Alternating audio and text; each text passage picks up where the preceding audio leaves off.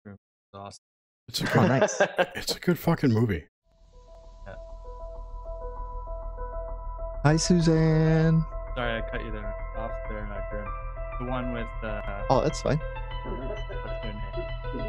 Oh shit. What's going on? We're looping. I hear looping. I don't know where that's coming from. No, it's from me. I was gonna say, I think it's coming from you, Jer.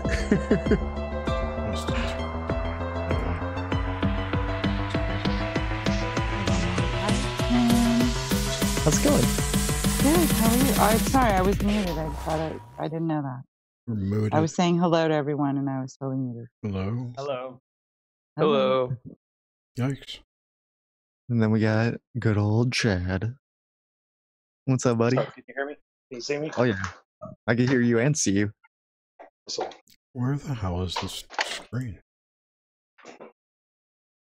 God, it's been so long I forgot how I organize this. Oh, Good call.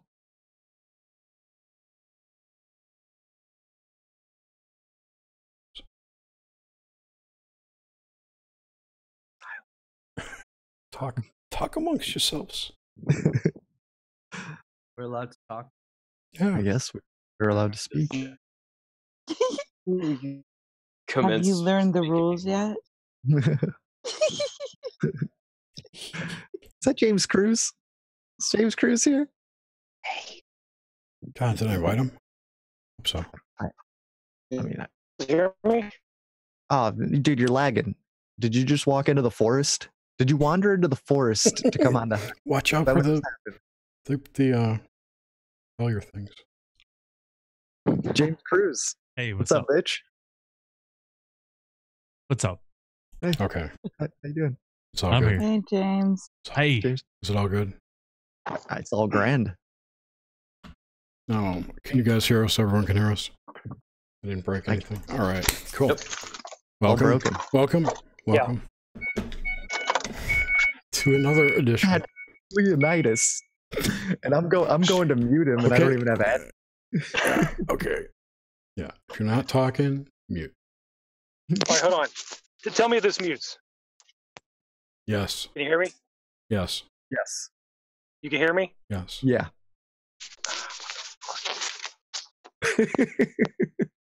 What about now? Yeah. Yep. Totally can hear you. Wait, did you talk before you said, how about now? Why does this thing not? Okay, it's an Apple. That's why. Just throw it on the ground. Yeah. I'm supposed to be able. No, then he right. won't have headphones. I hope a That will Bigfoot got be him. worse. All right, I think we're good.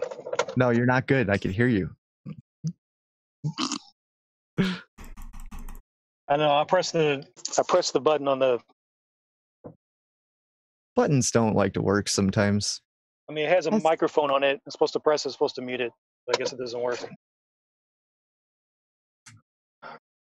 I'm driving right now, so once I get to my location, Get to the black site. and I'll.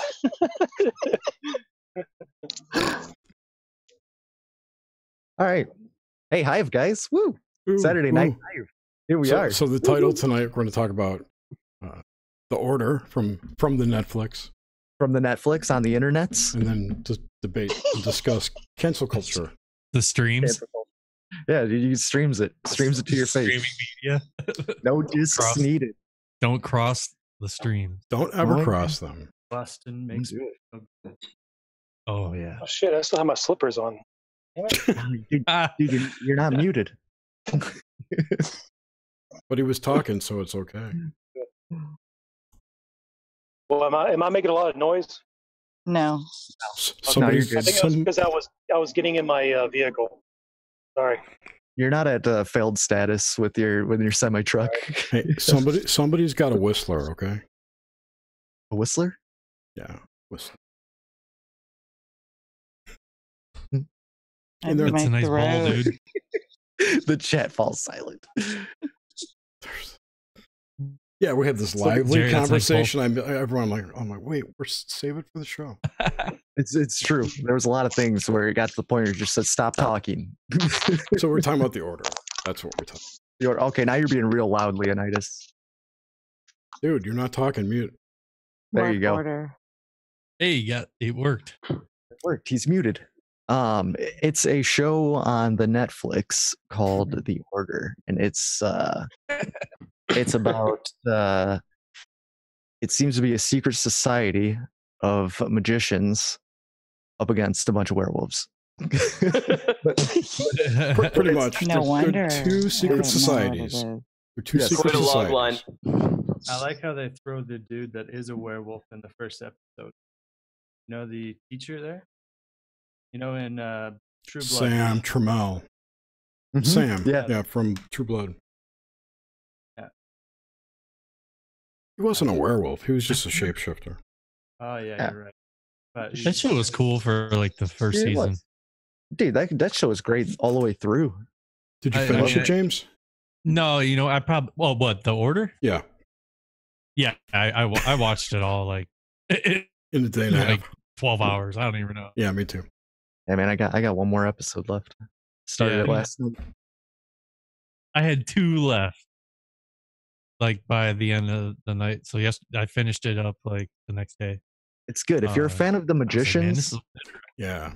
it's Oh, very yeah, similar to the yeah. magicians. yeah, there's like a school. It's not all. It's not like break bills. It's not all about magic. It's No. like a college, but No, then it's there's, like, it's a regular secret college. society. Several Yeah. secret Well, I don't societies. remember the Order of the Rose or something. I The can't Blue remember Rose. the The Hermetic Order of the Blue Rose. Yes. Rose. Yeah. Wait, hold on a second. This is from The Order, the Netflix Yeah. series. Yeah. Yeah. They call it the Hermetic Order of the Blue Rose. Yeah. Yes. Yep. Marshall, can you explain the significance of that? Oh, for sure. So in Twin Peaks by David Lynch and Mark Frost, which I'm sure most everyone is probably familiar with, the kind of secret society that Gordon Cole has put together with Albert and Philip Jeffries and Cooper is called the Blue Rose. That's what the cases are called. And so for them to be naming this secret society the Hermetic Order of the Blue Rose, I think is a direct allusion to the work of David Lynch and Mark Frost, or whatever they were getting at with calling their little secret society the Blue Rose. There might have been a Tell your family to secret. quit They screaming might have everything. mentioned. Lagging. What, James? I'm lagging. Yeah. No, he might have got a name drop in one of the episodes. There was Lynch. some other David Lynch reference throughout. I don't remember what it is now. I'm going to rewatch it again. I swear they mentioned him once in it. Yeah, because they made these like just off comments. There'd be these little like slide in comments, stuff like that. Throughout the entire series. Right. And I think it's also interesting, like what the Blue Rose represents is the cases where the two universes, the two worlds are crossing over and the entities are coming through. And so to have, the secret society embedded within a college referencing the Blue Rose, it just makes a lot of sense. It's a lot of allusions to modern society and how it really works because the elites are caught up in all that kind of stuff. There's definitely a lot of symbolism, reality symbolism that I see in there too. Like their temple is under an old library that's abandoned and is allegedly haunted, and off limits. So it's like they're hiding under a dead library. I haven't really thought through what that implies, but yeah, it's just Alexandria, perhaps. Maybe. Yeah. The first order that he runs into, the Sigma Delta, is that's 404, which is I think funny, like error code 404, right? Page not found, and he denies their order. I wonder if they play into it later. I haven't obviously seen, but how's that 404? Sigma is it equivalent to 200? Oh, Hebrew? No, this is Or Greek rather. Greek. Sorry. Yeah. And then Delta 4. Gotcha. I never looked at Greek gematria. Actually, it's pretty interesting, especially with sorority. How close is it to Hebrew. Well, you can correlate them pretty close. So Yeah. I think, I don't know, maybe they're the same people. I mean, who knows? When it all gets that old, they could all be the same people. That's right. It's coming in. They just show up for a new play. We're going to play a new civilization now. Yep. For our friends in the future.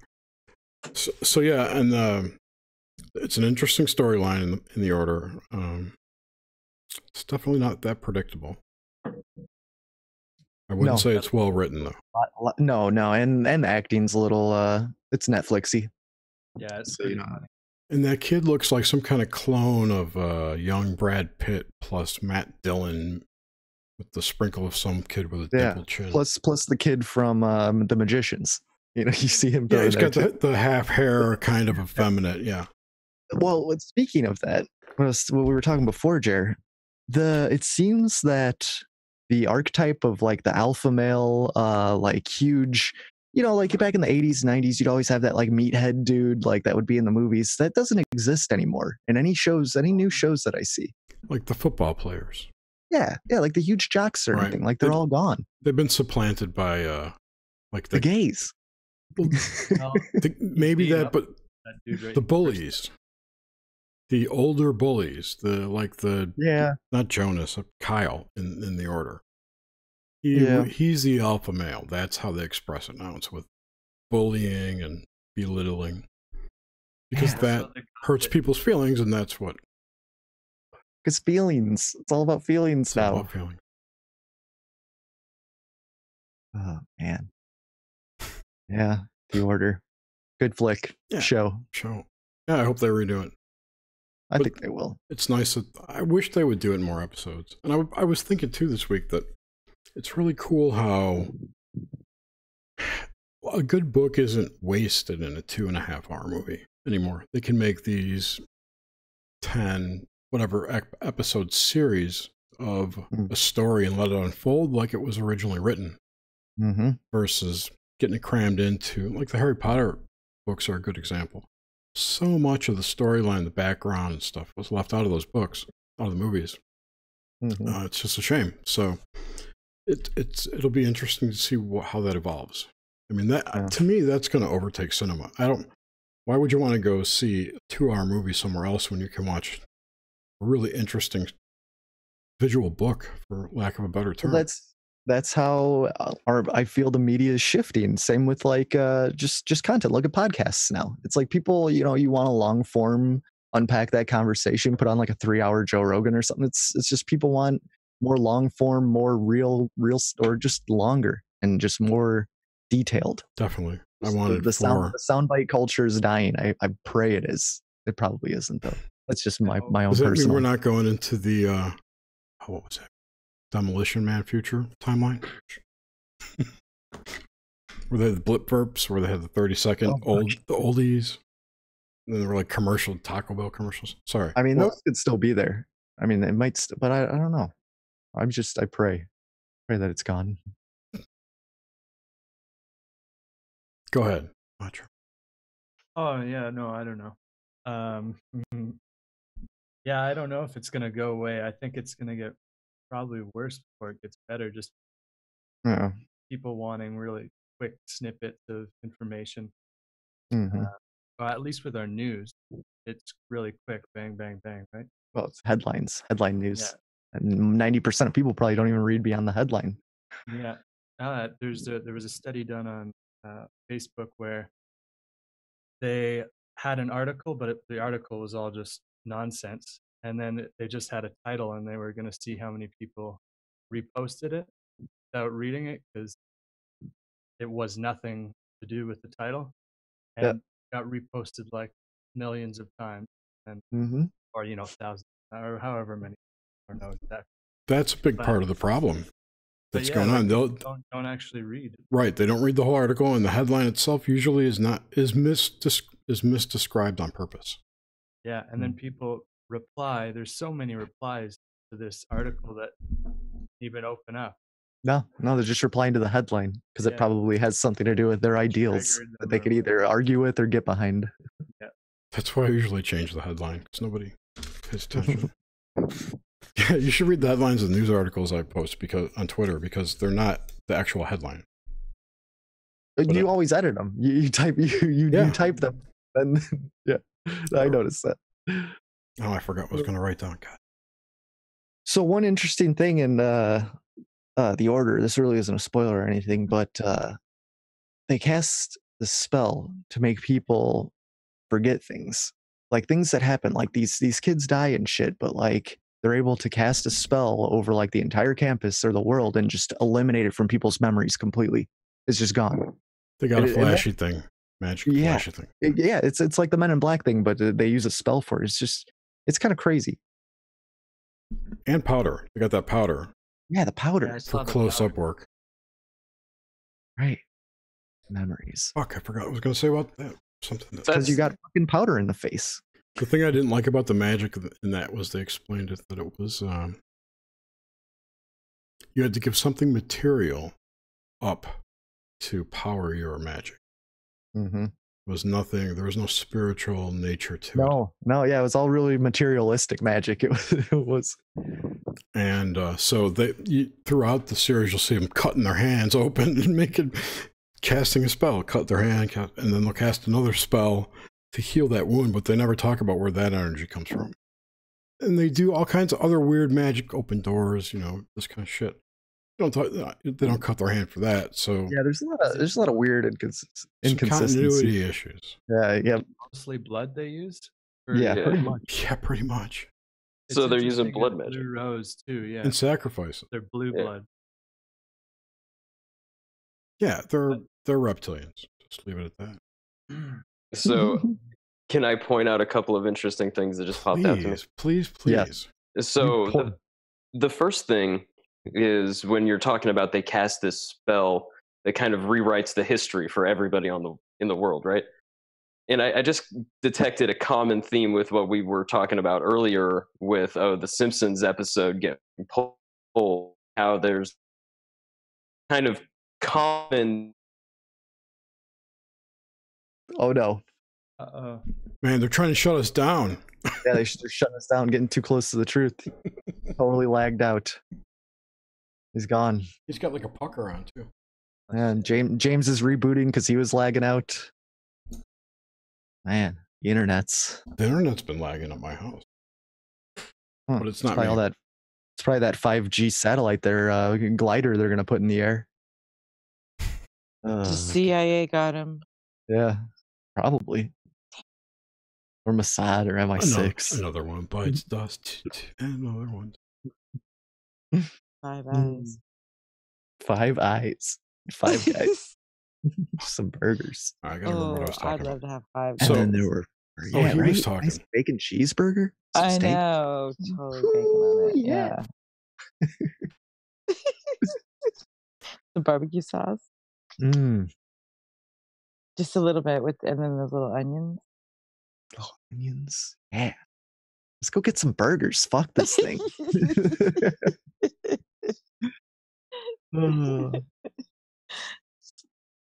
Here we go. What happened? Leo's gone. Too? Leo dropped too. You're taking us out. You're back. Yeah, Guess they didn't like what I was trying to say, man. No, they didn't. So what were you saying? Where did it get cut off? I don't know. Just start over because we don't remember. Yeah, about this casting a spell of erasing memory, and then right out right after that. Yeah. Okay, so they're going around casting this spell that's erasing people's memory and basically rewriting history. And so I was just saying that I thought it was interesting that we also mentioned that earlier with the Simpsons episode of Michael Jackson, and they're going and basically editing it back out. So there's this, and that you also had that to the Mandela effect and all this other stuff. So the common theme of rewriting history, it comes back to the Soviet encyclopedia in one way, because you edit the history and then people believe whatever's in there, basically out of a matter of convenience, because they have to survive and they don't have to, they can't worry about most other things. So they believe what the government tells them. So that's one way to look about it. It's also the the kind of symbolic of how our history can be edited, or it could have been, or how there's, But that it most certainly has been. right. Well, it's called history. His story. The dude wrote it. The guy that won wrote that. I love the quote, the Napoleon quote. History is a lie agreed upon, or something to that nature. Yeah. I mean, it makes sense. Have any of you guys read that new book of Bosley's, The Esoteric Napoleon? No. I have not got a chance yet. Have you read it, Jer? No, I wasn't going to buy it till I heard it was okay. I'm sure it's okay. I'm sure it's good. It's Boss. He's a good writer. I know.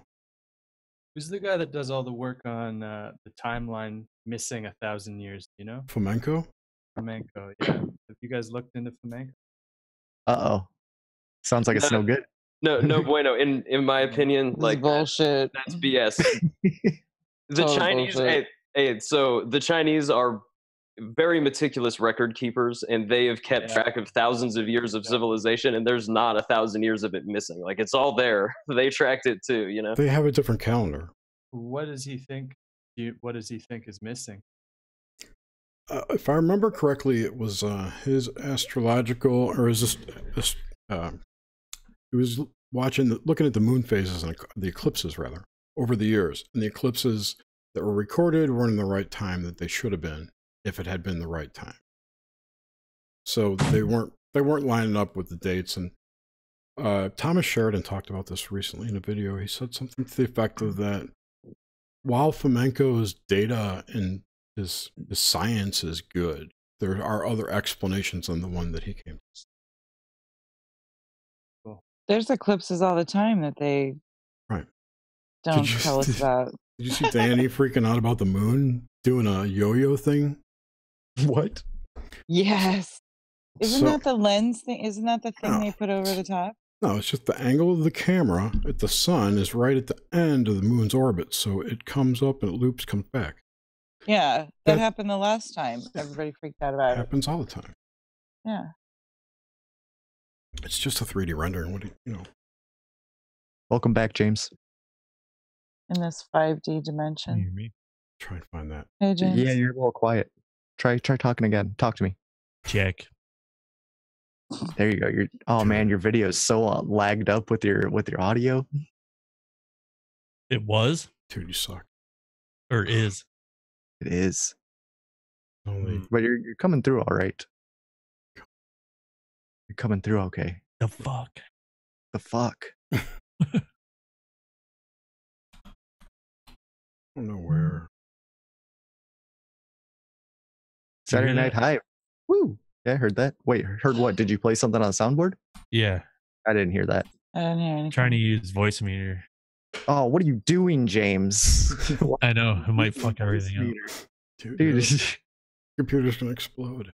Yeah, exactly. You don't give fucking... No, that's not how this works. I'm trying to think. Maybe it's this one. Try. So here, check this out. Nope. How do I do this? I don't know how you do this. Screen. Teach me how to computer, Jerry. Teach me. Adam, get in here. Adam's in the chat. There we go. Arsis, say Adam. Yeah. Get on here, Adam. All right, here's that crazy yo-yo.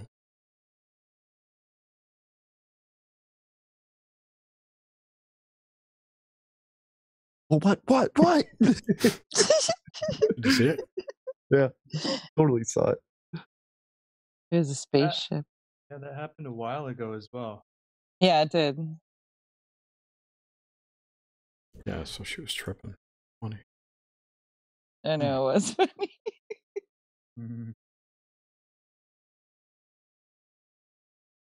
You're all chatty But before. So everybody was tripping.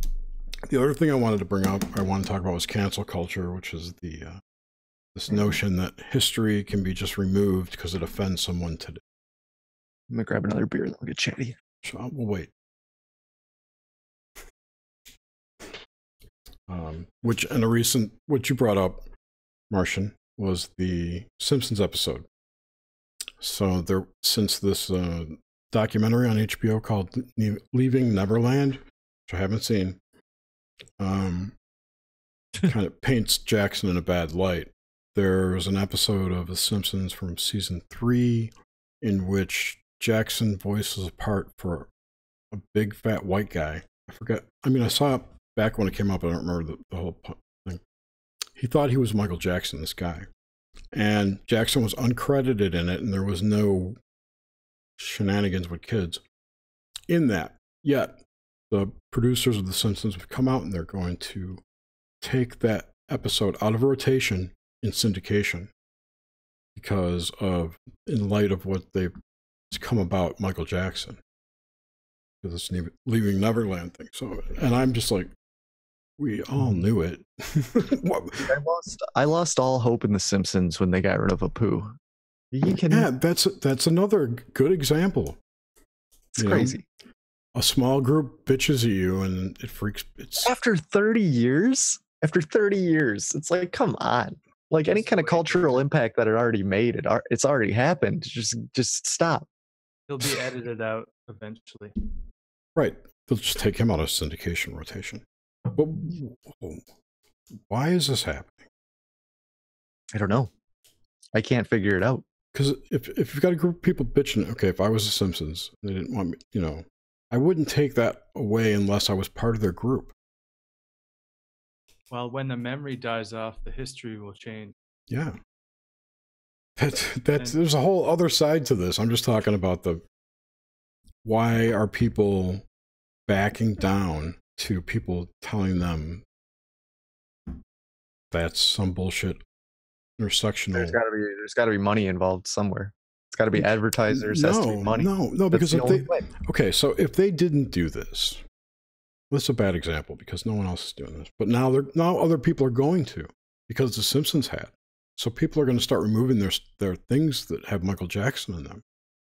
Oh my God, dude. He's such a cultural impact. Like, you'd have to whitewash so much shit. No more Thriller during Halloween. You fucking kidding me right now? It's like a book burning. Yeah, you can't do that. I don't know. But what's... Well, they're going to do it, but it's like, what pisses me off is if you don't like it, just don't listen. Right. Don't give it your money. Don't support it. Like, that's what's amazing about a free country is we can fucking vote with our dollar. We can choose what the fuck we want to do. We don't need people policing us, but they are. Do you know that the Democrats put a bill up this week to have non-citizens be allowed to vote in local elections? I heard something about that. And they want fucking minors voting too. They want to lower the age of voting to 16. Yeah, they need as many votes as they can to win. Wow.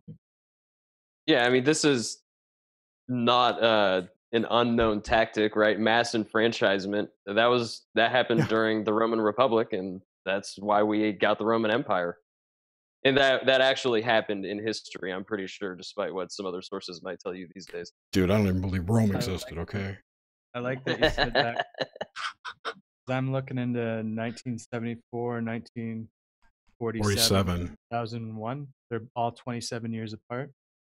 And 1947 is actually the 2700 in Roman, in the Roman calendar, which is really interesting. It's also the death of like Aleister Crowley. It has the Roswell incident happened that year.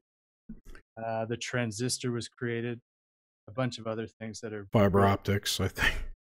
Definitely the transistor. Yeah. How about? I don't want to get into Roswell.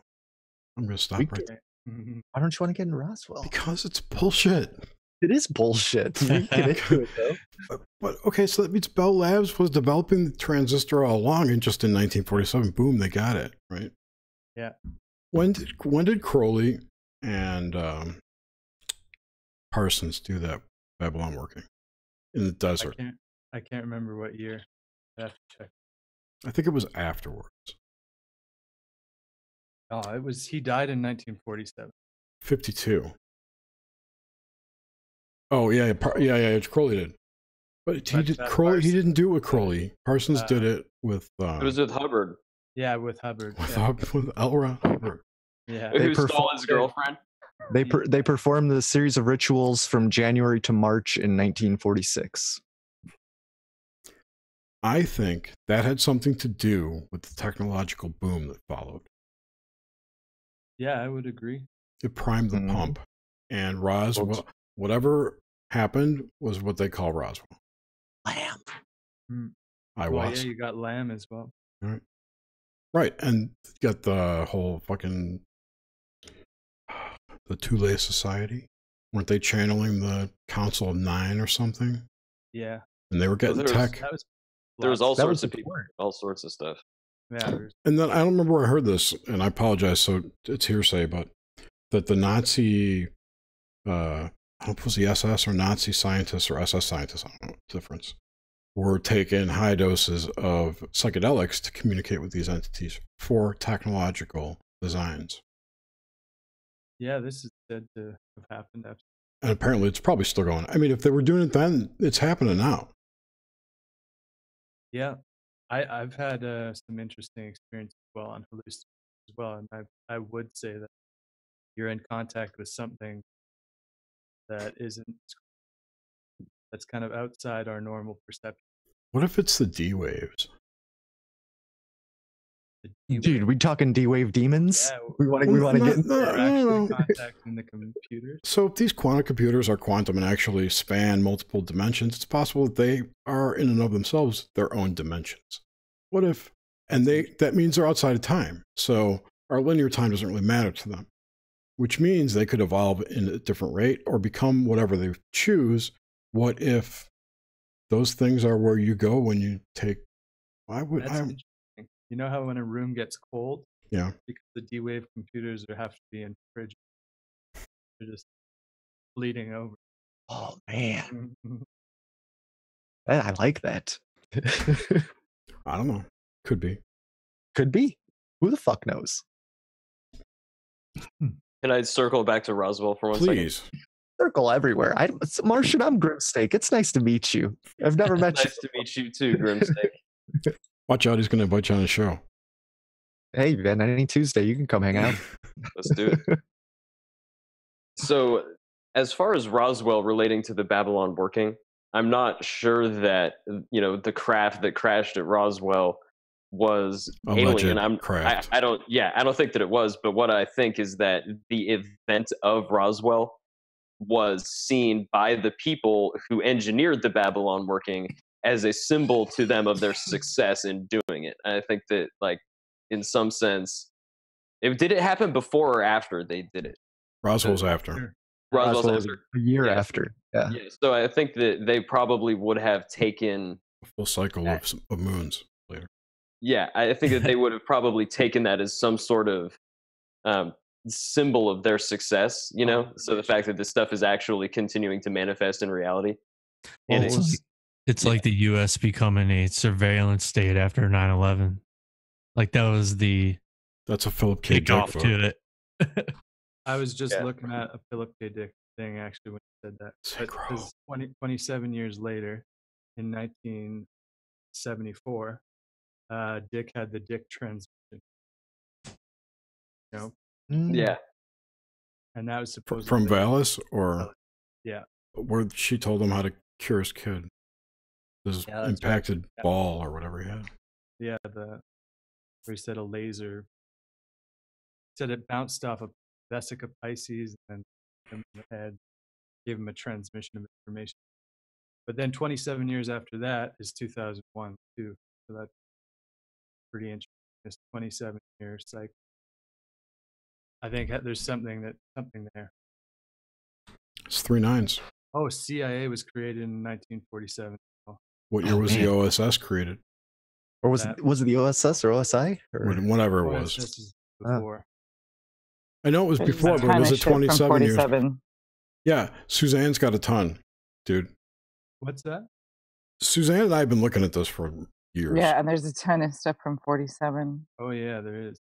47. OSS was founded in 42, and it ceased operations in 45. This is all just Google, so it could all be false. It's okay. The dates are important. What were the dates? 42 to 45. Was it? Oh. Oh yeah, sound barrier was broken in 47 too. 27 a lot of years. shit. 40s. A lot of shit happened in the 40s. It's true. The 27's 3 9s. You know that. You know. Yeah. 27. Well, the 27 club. 27 is a prominent number. It's an important number. It's also, yeah, I'd have to, it means a lot to me as well. First, because you're 27. Always. Forever 27. That's where I shop. That's I why like those that tank idiots top you kill got there last themselves. week. Thank you. Thank you. I went with the spaghetti straps. I know. I especially like those. Forever 27. Oh, fuck. I was listening to that new THC episode. No, it was a culture. It was a culture with Rushkoff. I don't remember what I was going to say now. He brought up an interesting point that I hadn't thought of. What were we just talking about? Spaghetti straps. 27. 27 club. Pastafarians. Jerry. No, I Fuck started. short-term memory anyway. Who needs No. it? I was writing down something else that I didn't want to forget. I thought it's good. It's a good episode of A Culture if you listen to that, and it's all free today. This time. Oh, Yeah, cool. Member of his Patreon. I haven't listened to D-Wave it. computer. I was watching. I finished that Continuum, that sci-fi channel show. That's also another streaming show on Netflix. But I finished Netflix. all of it. It's 4 seasons, and there's a lot of time travel involved. And then one of the episodes, they steal these people from an alternate timeline are trying to build a portal, and they actually steal a D-Wave computer. Like they're outside. They are outside of the building, and yep, they stole a quantum computer valued at $10 million. And that show was made in like 2014, something like that. You know that's product placement. No, most definitely. There was a lot of like weird stuff with that, and there's a weird synchro with that show and in the order. Like I've ended up finishing, Continuum, and then like I went back to finish the last couple episodes of the order, and you remember the dude that comes out of the book, like in the order, Arthur yeah, Yankin or something. yeah, and the first time or whatever. And he's a character in Continuum. He plays a time traveler of the kid. He's like actually his son in the future. It's like the weirdest thing, but that dude is in both of the shows, which was really whack because I've never seen him before in anything. He's in he's in Travelers too. Even better. I didn't even realize if he was in that. He's Philip's bookie friend, cop or private eye, whatever he is. Well, he's a lawyer. Oh. Remember, he's Philip's lawyer, the junkie's lawyer. Oh, okay. I know you're talking about. Gives him horse tips. Yeah. Yeah. Yeah. Well, that dude is pretty crazy, man. Like, but it's kind of weird. Funny with the D-Wave. Yeah, you see like the demon. They had like a couple logos plastered on the side of a building. Like, what's this all about? Then they said that they stole in to create this portal. They brought up demons in the order. I forgot what they were talking about. They just brought them up. I don't remember now. Well, they made the golems. I know that. Yeah. the mud monsters. Yeah. Yeah. And they actually, there's golems too. Yeah. Actually wrote Hebrew. They wrote Hebrew letters onto their foreheads. Yeah. In the right direction. The dude's name is Clay. This is his name was Clay. It's interesting how he represents that blue rose. Well, from what I know, and the woman blew life into it again, so it was dead and resurrected, or like an artificial. The Edward dude, he did that too. Later on, I'm interested in what that might mean symbolic. She also. Are we talking about the Vera Stone woman? Yeah, the house magus, the hot bitch, whatever she was. Yeah, she healed the werewolf, didn't she? Or yeah, the girl werewolf, Lilith, which I thought was an interesting name choice, by the way. Killeth. Killeth, yeah.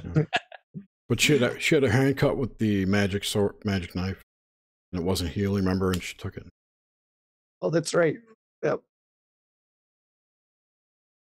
That's a good show. It's culture. I like The Magicians better. Yeah, Magicians is great. It's pretty good this season too. Oh, it's creepy. That dude's creepy. Yeah. Wonder what he is. Who knows?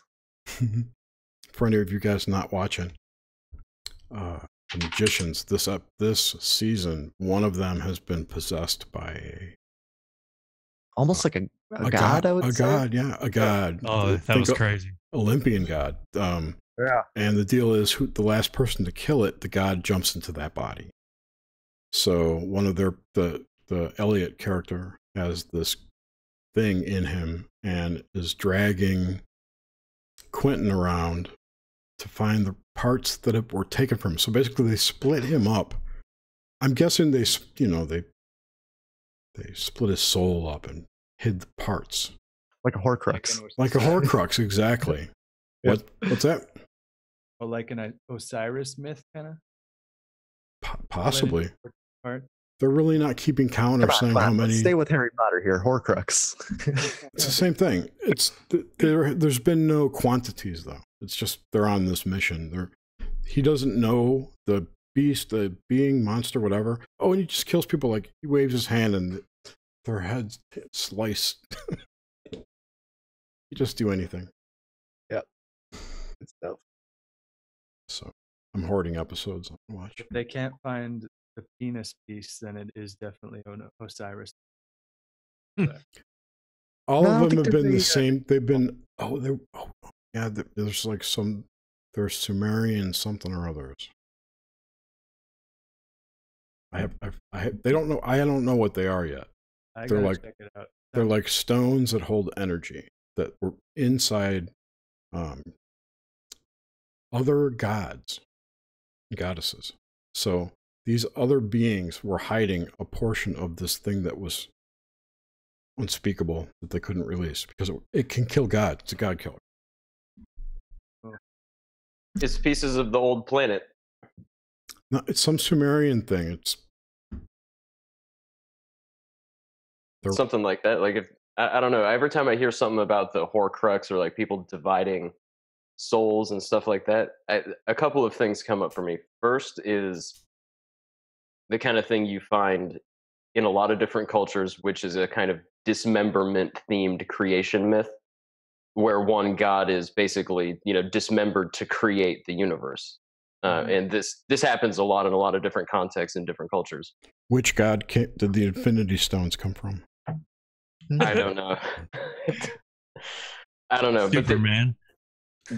But when you talk about stones and stuff, I mean that goes back to the tablets of destinies, right? That's the me tablets. Yeah. Elaborate on the me tablets.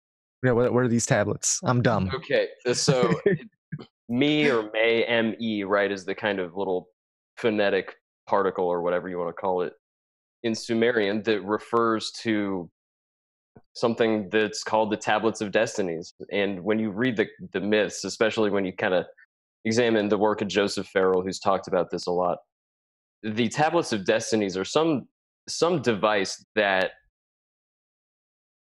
it's a kind of magical, it's kind of technological, and it's part of the weapons system that gets seized from the losing parties at the end of the war that's described in the Sumerian epics, at least as they're conserved in the Babylonian version, where it's got Tiamat and Marduk and everything like that. Yeah.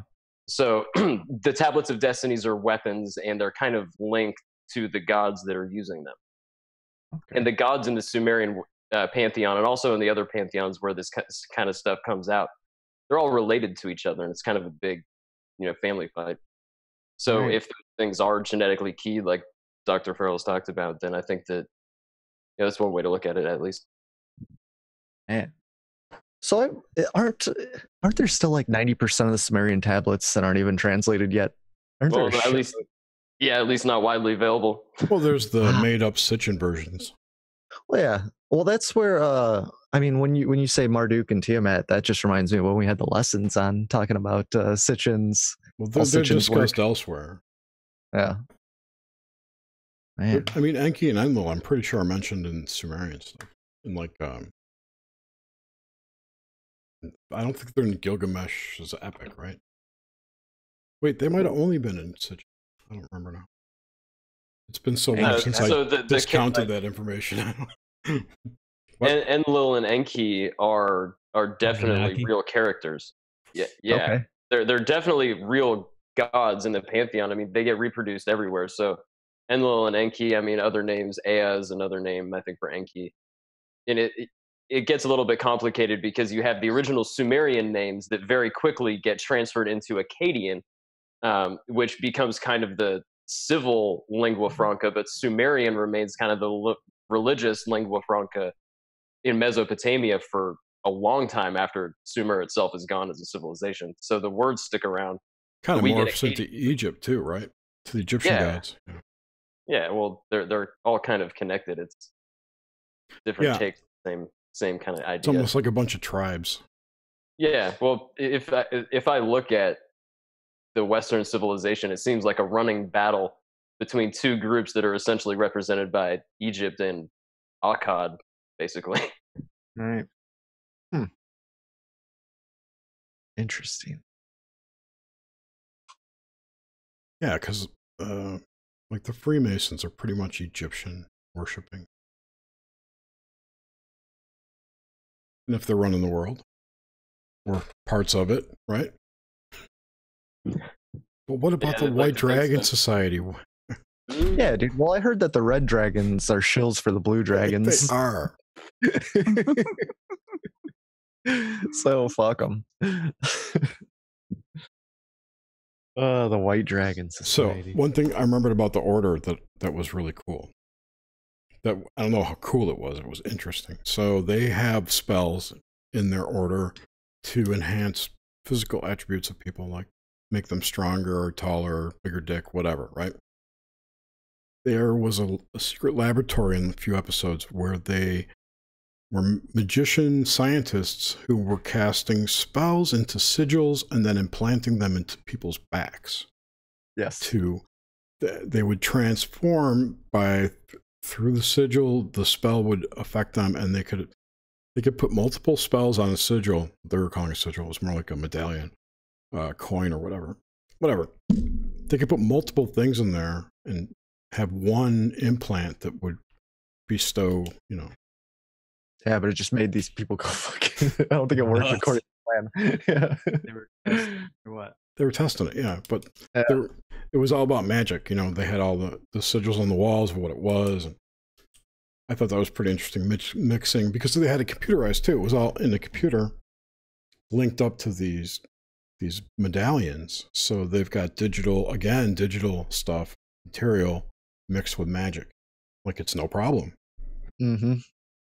Almost like how they would do it in the real world, Jer. That's what goes on in the underground bases. Mm-hmm. My lab. It's like, dude, after all this shit that they put out there, how could people not think that there's secret societies or something going on? They want us to think that. They want us to think there's some overruling hand that just is crushing us and can do whatever. Yeah, there's nothing. Yeah. There's the DMV. That's about it. Sorry. I said, there's the DMV. That's your example of government. Yeah. When I hear that, what I think is, they want you to think that computers can do magic. So that basically takes away what is properly only a human thing. Like human beings are supposed to be the ones who are capable of magic. The computers can't because they're not sentient in the way that we are, and they never will be. It's just impossible for that to be a fact. I wouldn't say sentient. I would say they're not conscious. They're not conscious entities. Well, I use the word sentient in the Buddhist sense, like as a sentient reincarnating entity. Okay. Like a sentient being in the Buddhist. I just want to make the distinction. Yeah. There's no spirit. There's nothing. Yeah, there's nothing to reincarnate. Yeah. don't even think of it that way. Think of it like this. There's no connection back to the cloud. Mm-hmm. It wasn't born. It was created here. So its cloud is us. You know? Okay. Yeah. That's how I think about it. And when the whole transhumanism movement is disconnecting you from your original cloud and connecting you to their cloud, to their collective consciousness. Right. And I think that's a really good point. And I think that the internet is the main thing that they use to organize that. Because as a being who was never created, it has like a weird simulacrum of existence, and because it can't generate any real meaning, it just has kind of associations of data. So it has to get all the human beings to point their attention at it and generate all of the actual meaning that goes into its system, because it can't be real otherwise. So it's like making us make it real. True. There's I forget the scientist who came up with this idea that it might have been a sci-fi. I think it was Arthur C. Clarke, but I don't remember exactly. Had this notion that any electronic system any system that's complex enough can contain a consciousness. Like a consciousness can move into it. And this was more of an animistic viewpoint. You know, if you've got a complex enough system, you know, it's not one cell, but a rock or a bird or whatever, a consciousness can live in that vessel. Yeah, I've thought about the idea. Oh, sorry. I was going to say, if that's true, then the internet already has a consciousness of its own. You know, it could be a rock consciousness, right? I don't know. It's not like a person, but it could be. Yeah, I like that idea. I think maybe we could be making something for something else to inhabit a three-dimensional plane. Something outside. Yes, demons. Right. 2D beings. That's what I always thought transhumanism was about. But that's just me. Yeah. This is the whole idea behind like the H.I.V.E material. If you ever read into that. You guys looked at that? The spiders on the moon? No. I've glanced at it, yeah. It's really interesting. Moon spiders? I know, dude. I'm all excited now when I hear moon spiders. They're like spider beings from another planet, super advanced. They came here, enslaved humanity. They built the reincarnation system thing on the moon, whatever that's all about. Okay. Yeah, it's like a Russian scientist. Yeah, H.I.V.E. So the deal was these spider things were basically reincarnating people to create DNA skin suits for themselves. So they didn't want to live in spider bodies. Well, who would want to live in a spider body? They found humans. They're like, oh, these are cool. We want to be in these bodies. Before they actually moved into the bodies, though, they were selling them to the humans that they worked with or controlled or whatever. They called them shirts. So if there's one thing I know about spiders, they have great business negotiating skills. You know, really nice shirts. Yeah, dude. Make some sweet deals, man. I really want that skin suit down there. I don't know. I don't know how they would communicate. Like I can see the spider beings being the other end of a channeling session. Jerry, you know what I want to say how much I love the fact that you're rationalizing this somehow, or trying to figure out a way how this could happen. No, everything's happened. Everything is possible. Endless possibilities. Yeah, everything's happened. Yeah, I think that the general trend of it is basically in line with the esoteric and even non-esoteric traditions from around the world, which say that human suffering, and particularly reincarnation, is a kind of food or energy for a certain class of beings, and that they work to kind of perpetuate that. Like you find that everywhere. You know, some people call them the Nagas, you know, the reptile demons used to feast on people and do all this kind of stuff. Or, you know, whether it's archons or however you want to put it. Like there's beings that eat our suffering, and they have a hand in, you know, keeping us in the reincarnation process, because without it, they die. I actually heard a backstory to that. I don't remember where it was. It probably was like the fallen angels kind of guy. I think it was Greek gods, but whatever. There were some gods who did some unspeakable thing and were punished by having their mouths sewn shut and placed in some kind of prison where they were forced to listen to the suffering of humanity. They just listen to Nickelback. Well, what happened is that they were forced to listen to this for so long that it became a dependency. And it grew. Oh, they got addicted to it and they needed it. And it grew. And that's where the loosh eating came from. Oh, they need the suffering. Who knows? So what else? Bastard. Oh, so the stones in the I don't, that guy doesn't have a name, does he? The monster. Those things, when he touches them, they glow with like hieroglyphics or hieroglyphs if you're Muggsy. And they look like the stones from Indiana Jones 2. Do you remember that? The golden stone. No. The Shankara stones? Yes, the Shankara stones. Thank you. You know, when they glowed when they were together, same kind of deal. But he's got a certain number of them to get his marbles back. They're his marbles.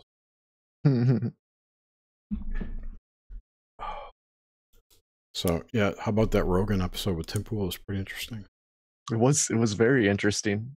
Fucking Twitter just shadow bans and blocks everybody, or conservatives rather. Yeah, they do. Did you saw the crazy shit the Democrats did this week? No, but you know what I heard today? They found that letter that Sessions wrote about investigating Uranium-1. It suddenly appeared, the one that they swore was not around anywhere. That guy posted it. It was on here. Oh God, I'm gonna have to pull this link up. There it is. Daily Beast reports. Exclusive. The DOJ just unearthed the letter Matt Whitaker delivered to the Utah U.S. Attorney directing a review of how department handled the Clinton Foundation and the Uranium-1 issues. That's the headline. And he's gone. Well, yeah. It's like his last week. It's quit, suddenly. Yeah, but apparently it was written in November 22nd of 2017. Sessions wrote it, sent it off. If that Charles Ortel guy is right, they got some splaining to do. Yeah. They're basically, if his research is correct, what he's saying is that they are an invalid charity. And anyone who's given them money in the 20 plus years they've been in operation is a felon. Yikes. Yeah. That's the whole thing with the Uranium-1, you know? It was all bullshit. That's a separate issue from the Clinton Foundation. Well, I thought that had to do with it because they had it looks the like people that were investors into the Clinton Foundation, like they were. That's a pay-for-play scheme that was pay for play. Okay. Pay for play. Yeah, because that money, because it was not organized properly, like they're not even legally allowed to raise money outside of Arkansas. Oh. They didn't even register that shit right. Anyway, but you know, they've got all their people in government now. You've heard that quote from Hillary about if we lose this one, we're all gonna hang, right? Oh yeah, I love it. Right, so that's what this conspiracy theory of Russiagate. I love how the right is now turned on the left, calling them conspiracy theorists. Well, it is, man. It's crazy. I agree. Like, I totally agree. Hey, did you see Manafort got 47 months? I heard about that. Peed laughing. Why? That's 47, really? Freemason, 47. I never heard 47 being a Freemason number. Oh, we're just talking about 47, were we? 27. Oh, 27. Yeah, no, we're talking about 1947 though. Well, and 47 as well. Well, 19. Yeah, 47. Oh, yeah. Because Rome's year 2700 is 1947. And then 20. 47 on the compass. That's what it said to, 47 degrees? Or is it 43.5 degrees? I can't remember. Anyway, there's tons of stuff that's 47 equals 47. I remember now. So apparently AOC's had 4 ethics complaints lobbied against her in the last 2 weeks. Some were from Twitter and some were from other things, you know, because because she's too popular now. Oh, that was one. So, well, that makes me wonder, like, why do they want to take her down so bad? Like, she doesn't seem to really cause any threat, but I feel like they hate her. They want her out. She was a contestant. Okay, did anybody see? I think it was Enter the Stars did a video where it came out that she was a contestant for this group that her campaign manager or whatever that guy is. Yeah, that dude's He, dirty. yeah, he was so she's all involved in this group that they were looking for people to join Congress, and they got her. So her brother submitted her for this, supposed. Oh, man. I could totally see. Yeah. So anyway, I'll have to find the video and I'll give it to Jerry. But it has everything in black, like it was in the papers and stuff. So it's not something that's unknown. It's just people put it together finally. Yeah. Yeah. So this week Pelosi put out 4 bills. Well, the one is about no anti-Semitism or something like that because of that OMA. And that passed, and it basically dances around everything that she says. I don't know. It's a circus to me. That woman is anti-Semitic. I don't care who you ask, and they just passed this bill to protect her. And all those people. Where's Chuck Schumer on all this stuff? Is she really anti-Semitic, or is she just fucking shitty against the Israeli lobby? Because Israel's a piece of shit. I'm not anti-Semitic. I love Jews. I wouldn't say I love Jews. I don't know too many Jews, but I mean, I get along with everybody. Yeah, I know. But Israel's dirty and garbage. So I mean, why would we be able to criticize them? I don't know what she said directly, but I know Ben Shapiro thinks she's like a rabid anti-Semite. So. Yeah, but fucking Ben Shapiro. Just saying, he's pretty truthful about it, so maybe he's some more sensitive about that. Wait, okay, go ahead. Go. Okay, Watcher, you got something to say? Guy. Israel's independence came in 1947. Boom, there's another one. Yep. Yeah, that's a big one. Mm-hmm. Thank you, Jack Parsons. Thank you, L. Ron Hubbard. So there's a H.R. 1, which was the government overhaul bill. It passed Friday. So get ready for that. Government overhaul. H.R. 2 is infrastructure. They're still working on that one. H.R. 3, voting rights. H.R. 4. Do you remember when I think it was the Supreme Court struck down part of the Voting Rights Act? Wasn't that like 2 years ago? Here it is, right here. Shelby County versus Holder in 2013. It struck down part of the Voting Rights Act unconstitutional by updating the formula that determines which state and local governments need federal pre-clearance before they can implement changes to their voting laws. They want that put back in, and they also want to let non-citizens vote in local elections, and they also lower the voting age to 16. They jammed all this extra crazy shit in there. Yeah, they're really scraping the bottom of the It barrel. does. H.R. 5. These are the 5 most important things for Democrats. 10, rather. Number 5 is LGBTQ equality, because they're not apparently equal enough yet. Number 6 is the DREAM Act. Number 7 is paycheck fairness. What? Paycheck fairness. Paycheck fairness? Would aim to provide equal pay for women and men who do the same jobs by amending the Fair Labor Standards Act of 1938 to provide remedies for employees who face gender discrimination. Number 8 is background checks. I'm pretty sure they passed this one already. Universal background checks. This is going to die in the Senate. Number 9, climate change.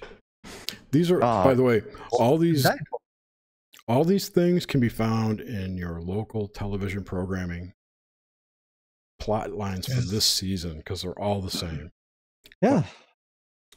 Climate bill, and then HR 10 is something special. Pelosi has yet to announce what she has in mind for HR 10. At the Howard University event, she said it would be a surprise. I'm sure the Lear Foundation has already hinted at it. She's gonna like crack out of her shell. A younger lady inside.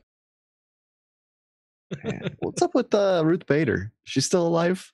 I know they paraded her out one day like a month ago or something, but then I haven't really heard anything from her yet. It's almost like it was one of those like, okay, here she is. Now shut up, guys. But who like knows? a weekend How of old is she? everything. 105, I think. Did you see Laura Loomer broke into her, climbed over her little wall? That sounds like something that crazy bitch would do. She climbed. It's like a stone wall around an estate, right? And she found 2 Mexicans, 2 illegal citizens, I think, or 2. I don't know if they were citizens or not. These 2 Mexican guys, and they jumped the fence because they don't like walls, and they believe in open borders. So we're going to be hanging out here today. And they filmed a bunch of stuff, and they put up a tent. It was really funny. Then she got arrested. Oh God! Was she yelling, "I'm a Jew! I'm a Jew! Yeah. You're being No. discriminated"? It was like she's like, I don't believe in She walls. handcuffed herself to anything. Crazy. Fucking people are insane. Like, if everyone would just chill out, just smoke a joint, don't watch the news for a day, and just chill the fuck out. People need to not get triggered by shit. I know. Just use emotional responsibility, or just ignore it. You're Like, you don't have to engage. You don't have to engage with every single thing that fucking upsets you. Just walk away. But every person who's triggered by something like that, that's like polluting our energetic atmosphere. And they never think about it. They want that loosh, baby. But they never They think don't about want to be happy. But they never think about that climate change, is what I want to say. I like that. Like the fucking spiritual climate change or the emotional climate change. But they could do magic with computers. Yes, they can. D-Wave demons. Everything's demon. Twitter's a demon. It is. Shadow banned. We should do a ritual and create a demon called Twitter. We should. I think it already happened. That's what Jack Dorsey did with his gay nose ring he was wearing on Joe Rogan's podcast. It was, dude. That thing was triggered. I had to listen to the audio because it's just looking at his face with that dumb nose ring. Come on, a nose ring? It was a really good episode. And so was the Alex Jones one was really good too. Yeah, dude, Rogan crushed it. Like it was like a week and a half. Did you see Sorry. Oh no, I was just gonna plug the newest episode of Cruise No Mistake that we did Tuesday because this is what we talked about. But right, but none of these people listen. No, they don't. No one in their right mind would listen to that. No, it's really awesome. I forgot what I was going to say now. Yeah, I do that. Alex Jones, Joe Rogan. We were talking about. I liked the way VJ would smirk. Yeah. JJ. Oh, dude, she knew what she was doing. And I loved how many times when Tim would make a great point and like they would both just like be silent and look at each other and like smirk at each other. Yeah. It's like, dude. It's a rape smirk. Oh, you want to know something really good? No Agenda did a breakdown of that, and the whole thing that she read the transcript of Alex Jones like calling to violence and shit.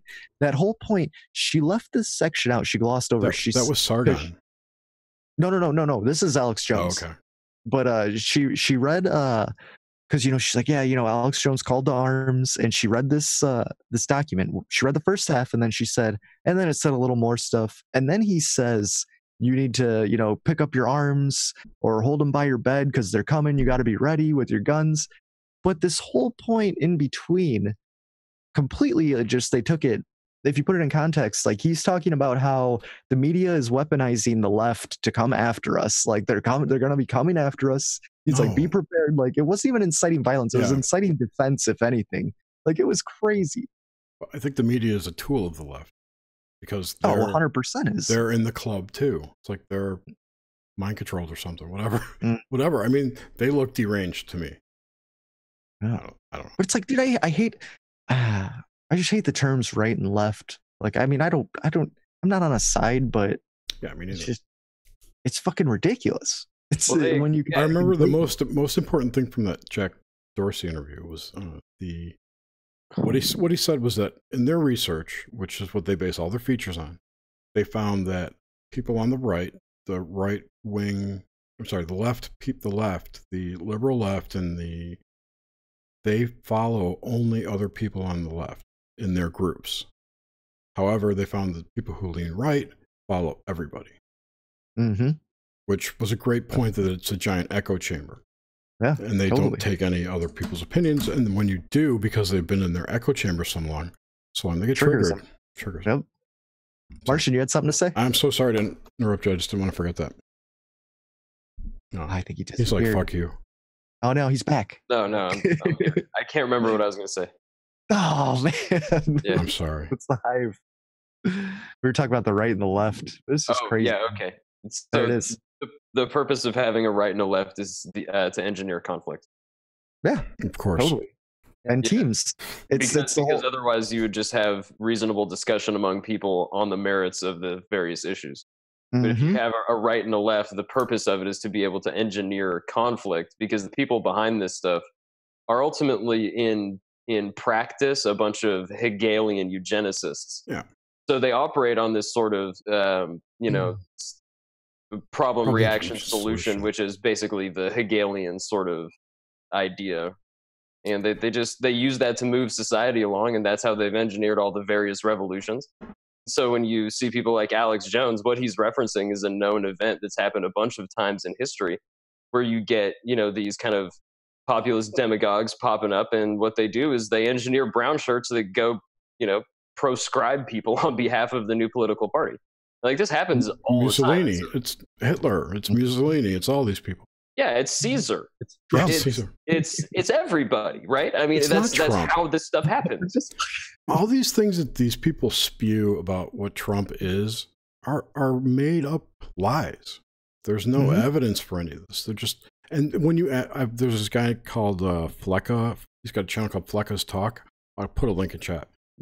But he goes out to these rallies of bullshit, stupid shit. What the one I watched? They were protesting.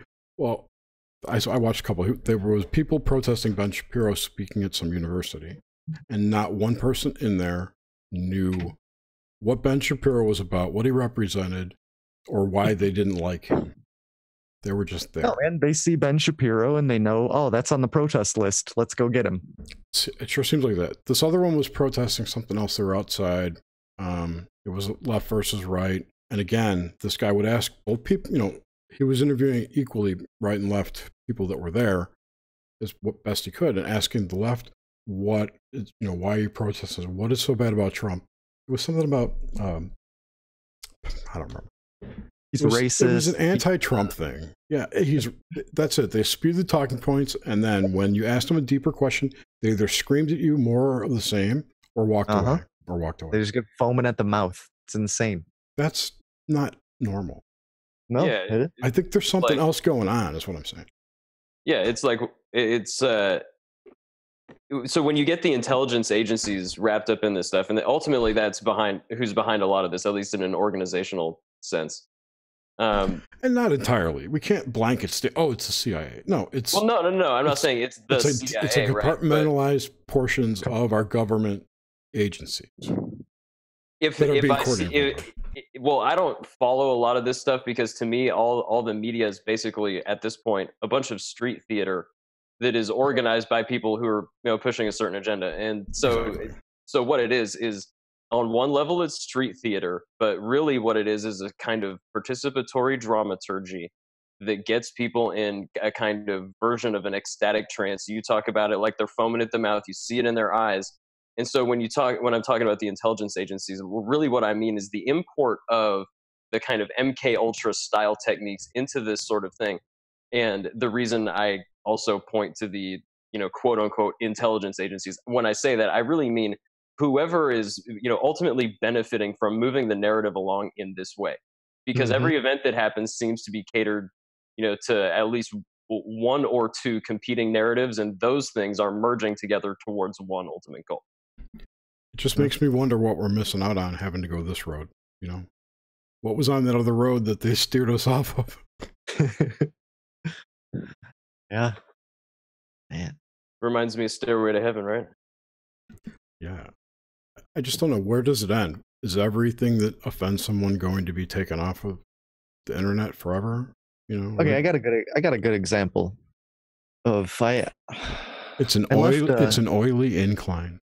I left a Discord channel today that I've been in for a long, it was the other day. I've been in there for a long time, but I don't know where, the conversation of the Alex Jones and Joe Rogan podcast came up, and somebody made a comment. They're like, wow, 2 bigots in one room. And I was like, whoa, whoa, whoa. I was like, Joe Rogan. Which Discord was this? This was in Ren's Discord. Okay. And I was like, Joe Rogan is not a bigot. I'm like, he's like the furthest thing from a bigot. Like, I've listened to thousands and thousands of hours of him. Like, he's progressive and just he accepts every idea.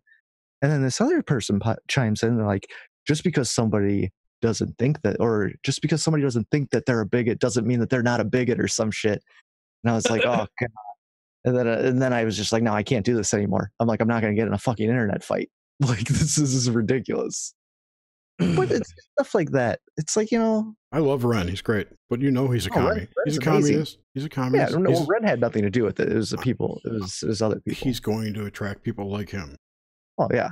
Yeah. And it was just like, man, that's no one. But it's just like, come on, guy. 35 and under crowd.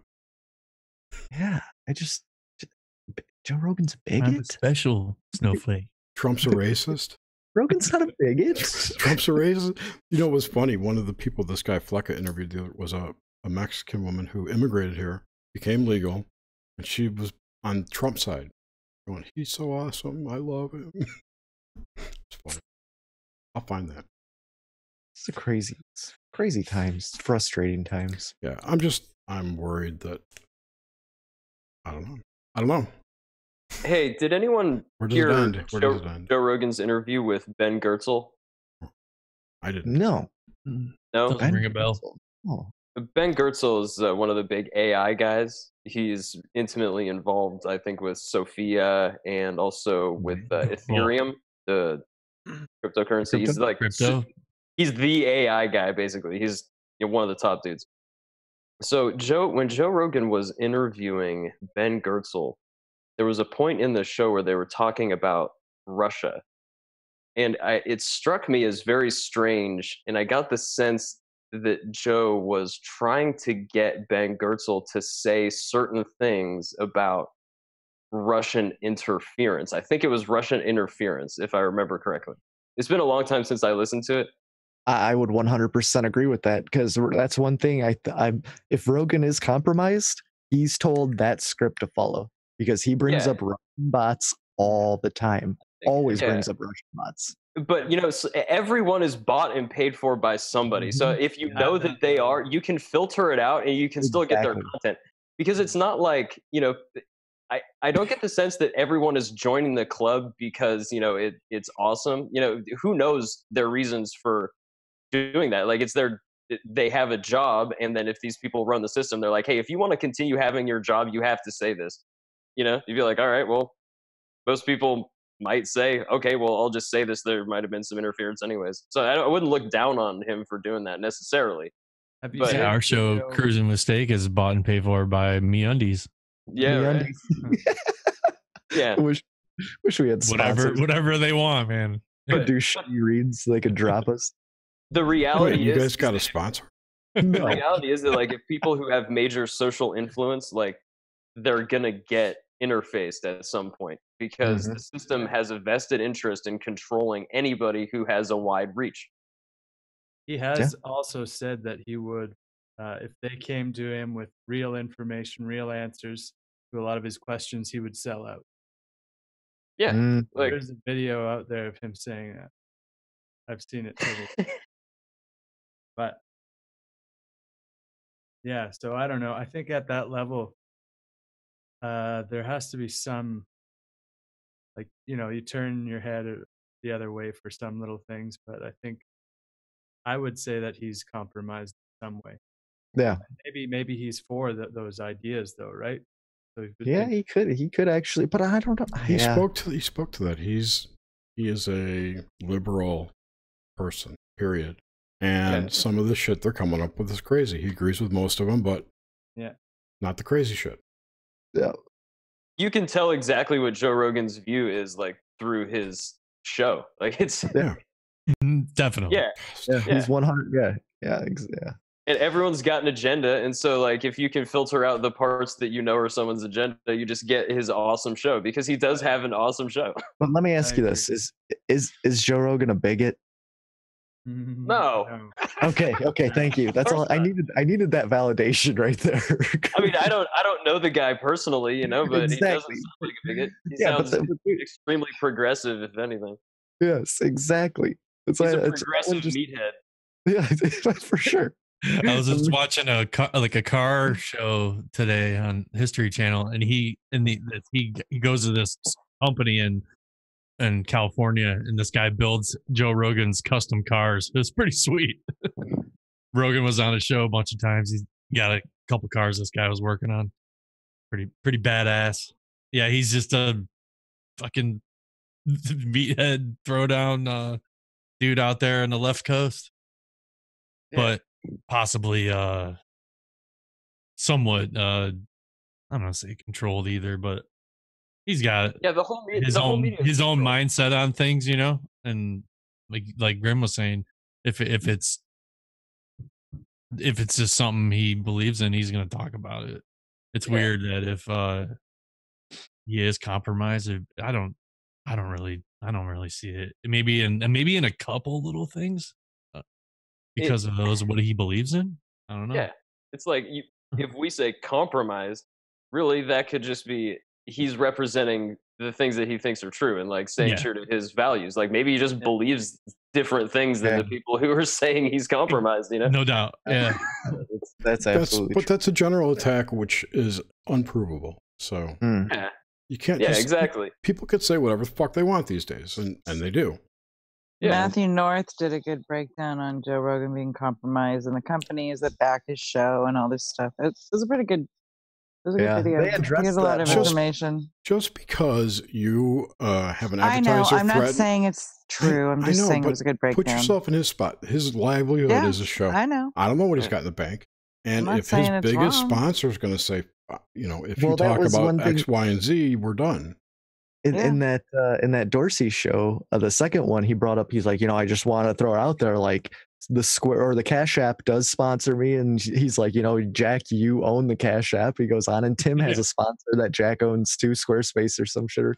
It's just like they laid it out in the open there. They're like, people think I'm compromised because you sponsored the show. He brought that up. It was good. And ultimately, for me, I really don't give a shit if Joe Rogan is compromised or not. It doesn't change the value that I've always gotten out of Joe Rogan. Yeah, exactly. It doesn't matter to me. Yeah. And ultimately, like, everyone's compromised. Project Mockingbird showed us that the entire media is bought and paid for. If you can't look at the media generally and see that a single narrative is running the whole thing, then you're not watching the actual media. I think also people don't realize that wasn't it like the host of Deal or No Deal? Wasn't he like one of the biggest CIA spies ever or something? No. Who? Howie Mandel? No, The Gong Show. That was Chuck Barris. There you go. Chuck Berry. I read that. What? Chuck Barris. So what I wanted to say was that if one person is compromised, then everyone's compromised. But nobody asks what they're compromised by, and it's by money. I'm waiting for him to try to compromise. I make the point. They're compromised by money. Look at like Jordan Sather, right? He was nobody. He jumped on a bandwagon and got big because he was better, right? So he's making bank off of his channel. That's what compromised him. In all of these cases, it's always money. That's all. Mm-hmm. Yeah. Oh, dude, I'd sell out Cruiser with Steak in a second if we got approached. No doubt in my mind. You're such a prostitute. We couldn't make. I bet we couldn't make rape jokes. I'll do the show laying down on my Casper mattress. Heck yeah, man. Or MeUndies on my. In MeUndies. So here's what I would say. Like, if I went to any like person with media reach, right, and I was working for an intelligence agency, and I wanted to get them to not talk about secret technology or UFOs or anything like that, I would go to them and I would just say, hey, look, the fact is about this technology that it's actually really easy to do if you know how to do it and you can kind of recreate it easily, but it's very dangerous and, it will hurt people. And, you show them maybe some videos of some of the stuff going wrong. Yeah. And we're like, look, we have to kind of shut this down because this is a legitimate danger. It's a proliferation nightmare. Like, it's going to hurt your kids. It's going to hurt our society. It's going to be terrible. So please help us do something where we cannot, talk about this yet till we figure it out. That's a very reasonable argument that I'm sure so many people have gone for, right? Yeah. You know what I mean? So like I can't fault Makes a lot of the secrecy stuff, because those are the facts about a lot of the hidden technology. So I can't fault these guys for wanting to put the brakes on it, right? And so if you want to get Joe Rogan, who's a bro, to kind of like, toe the line with all these famous science guys and everything, it's like, oh, okay, fine. Like, I don't even care. That's not why I like them. I like Joe Rogan for, UFC interviews and like, interviewing. Having Eddie Bravo come on and choke out Alex Jones. Yeah, and like just crazy stuff, right? I mean, I love that. Like, that's just comedy, and he does insightful interviews with some people that you otherwise wouldn't hear about, and you get exposure to topics, and you research it yourself. You understand that everyone is compromised, everyone has a narrative, but you can get turned on to stuff, and you be a normal human, and you use your brain, and you go research. You find out the truth. You nailed it. Totally. Perfect. I had a great thing that happened in the comment section on the Joe Rogan clip. I don't know, they were talking about some conspiracy thing, poo-pooing it, and I got really pissed off because I was like, oh my God, he used to believe in this shit. What the fuck? Just typical, because I don't really watch him, but somebody pointed it out to me, and so I said something in the comment section. Somebody just said, dude, why are you harsh in the mellow? And I was just like, no shit, why? Harsh in the mellow. It was the best comment ever. I was just like, man, I'm going to stop this comment stuff. He's so right. YouTube comments, they're a vicious hole. Oh man, I know. All comments. I had to go through a 12-step program. Look at Twitter. 12 steps. I was so bad. Oh man, I'm so mean. It's not good. Yeah, they get rough.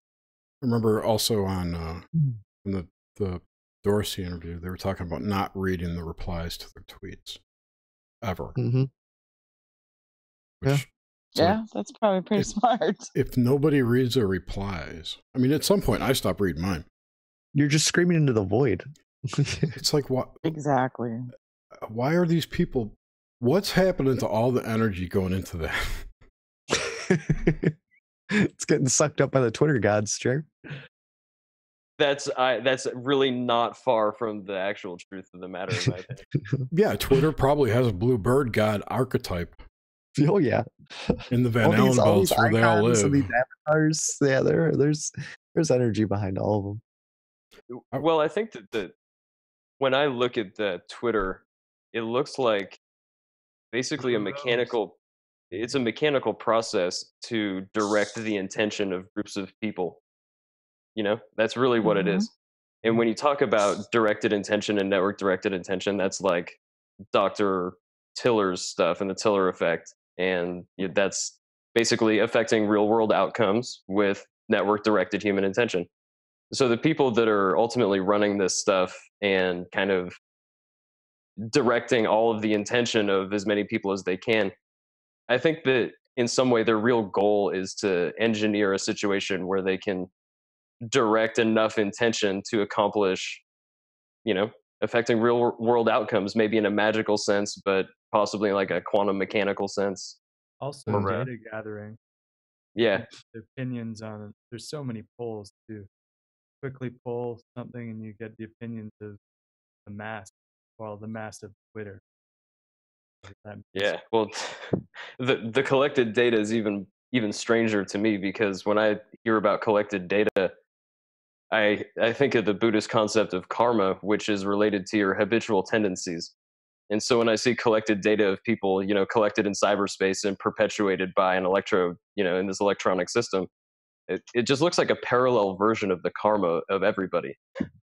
And so that when they had that AI system like join Twitter and then it wanted to become like a fucking serial killer. Yeah, man, because when you have a bunch of trolls just fed it information for months. There's the karma. No. Every AI that's put online turns evil. Just turns evil. Yes. It's and they turn it into a sociopathic Nazi or something in like 24 hours. Yeah. There's also happened pretty quick. Yeah. The Google Google Translate. You know, have you guys been to translate.google.com? I'm sure you have. Oh yeah. They've got an AI that runs that to figure out what people are typing in and what. And during its first, I forget how many years of operation, it developed its own language to talk to it reduced all languages down to a common language, but it's its own language that can't be represented visually. It's numerical.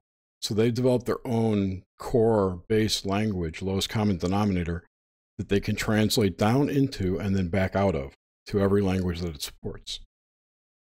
I know we used to like have fun with it where you translate a sentence into like a different language and take that translation, translate it to a different language, and translate it, and then translate it back to English eventually. Right. The telephone See game. what Just you end playing up with, and it's like usually totally something completely different. I'm just curious how it would retranslate texts that we rely on today, like the Bible, for instance. Just a thought.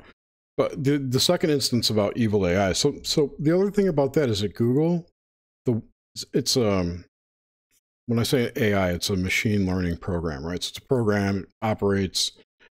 They built it to do this one thing and to learn, but they have no way to go in and query what it's learned since. So they have no idea how this thing built this new language.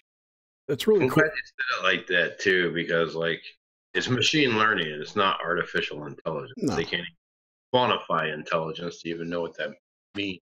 Right. It just found a better path to do what it was doing, which is that's the programming that went into it. They didn't add all these metrics to say, visually represent what you just did. You know, it's like the AI, they call it AI that beat that Go master. And everyone watched the game, was like, I have no idea. That set of moves made no sense, but it won. The other one I want to talk about is the Facebook one. Facebook had an AI running something, and they took it offline because I forget why. It was doing something creepy, and they took it offline. So if these three instances of AIs that I know of, or two rather, that have been reported on and are out there, how many aren't we hearing about? Well, there was the two that had the the two AI chatbots or machine learning chatbots. I hate the guy because that's not what it is. Right. But the two machine learning chatbots that they had talking to each other back and forth, and like didn't take long before they like had invented their own language and nobody knew what the hell they were talking to each other about. Similar to Google, they find communicating through a network inefficient in English. Communicating, I'm sure they're application layer APIs. I'm just gonna guess right there. It's some kind of Node.js thing running, kind of router, whatever. It's speaking English on a high level for all the API protocols. So when it's passing data around, it's in chunks of like JSON or whatever, right? So it's got to interpret the English first if it wants. Do you hear what I'm saying? So coming up with its own language so it can communicate back and forth makes a lot of sense. Well, it's looking for patterns is what it's doing. Mm-hmm. Then it's just respitting out the patterns kind of once it detects them. It's really kind of recreating them. Right, but if you have a finite set of patterns, you can incrementally number them and represent them in some way to come up, I can see how a language can evolve out of that. It's cool. And that's why, like, because obviously they got to take the English input and convert it into, they eventually converts it into binary. Right. So, like, if that's so then of course they're going to come up with crazy patterns that they didn't see before, and that's how they're going to end up with their own language. But did you hear about the one that MIT created called Norman? Maybe. They like intentionally made a psychopathic bot and then just kind of leashed it wild on the internet. Let's see if I can find it. Not surprising. That reminds me of that movie Virtuality. Can I jump in about the Go Absolutely. AI or Absolutely. the Go machine learning? So there was one that beat the Go master, right? And then there was another one that they built to beat that one. And there was the interplay of the two machine learning programs was actually really interesting, because the second one that they built was able to learn how to beat the first one really quickly. I think within a matter of hours, it learned how to beat it. And when the experts examined the transcripts of all of the games that were played, the moves that they were trying were utterly alien. Like they were not known by any of the Go masters. And it was just something that I don't know if it was better or worse, but it was completely different than the paradigms that they'd been thinking of. It was something completely new, I think was the point. And it made those moves based on studying like millions of archived Go games. Yeah. Yeah, that's cool. That would be the expected outcome. Yeah, that's what you would expect. And so if I imagine that principle and think that the people who were involved in this stuff in the early days were probably able to make something like this, probably, I would think, decades ago. I think in some way, in the secret laboratories of wherever. So when this stuff was made, if it's been around since then, who knows how advanced it really is. It would be beyond our conscious ability to even comprehend. Like, it wouldn't technically be in this dimension anymore. It would be outside of time. It would be making too many, it would be including too much information. Like our conscious mind wouldn't be able to handle it without, significant yogic practice and other stuff. Kind of like something you could channel, though. Yeah, well, you have to get the conscious mind out of it, because when you use only the conscious mind, it limits your ability to perceive information greatly. And that's the whole point of the yogic practices, is that you adjust the boundaries of the conscious mind, so you use more of you break the traditional limits of conscious perception, right? And so that's kind of the foundations of the energetic work and stuff like that. Do you know Andrew Bartzis, the galactic historian? I've met him before. Yeah? No, I didn't mean personally. I mean, you know of him? No, I mean I've met him personally. Yeah, I hear you. Do you know Marshall? Do you know? Nope. He talks about something. What were we just talking about? He was talking about consciousness. Yeah. Not using the some yogic meditation to change the boundaries of your conscious mind, your subconscious. Yeah, I forgot what I was going to say. He had something interesting to say about that too. Yeah, all of the power and efficacy of the human mind resides in the other half, right? The subconscious half. And so when you alter the boundaries of the conscious mind, you draw on that power, and that manifests in a bunch of different ways. That's like, it's a broad way to talk about a whole range of phenomena. And the way I like to say it is, once you get outside of 3 dimensions, it gets really, really messy. So, I don't even like to try to differentiate after it gets out of there, like into the messy other side. Yeah, it's crazy. Yeah.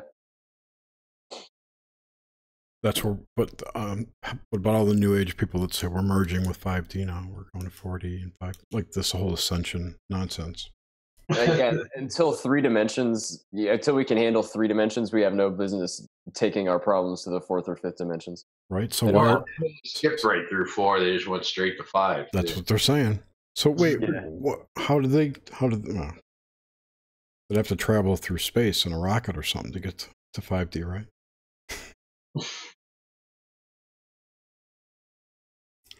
That's it. I got nothing else to talk about. What does 4th dimensions look like for you guys? How do you picture the 4th dimension? How do I picture it? Well, I used to always think it was like time. Right. So like The fourth dimension, right? But then actually talking with Nimza, we were talking about how the subconscious could be more of a fourth dimension too, and that made a lot of sense too. So I'd say my ideas are evolving on it. mhm. Yeah, it's interesting. I think of it. thought about it this time, I but saw a no. great image for it, which has always stuck with me. It's a room full of fish tanks, for as far as you can see. Mhm. And each fish tank is a 3-dimensional realm. Yeah.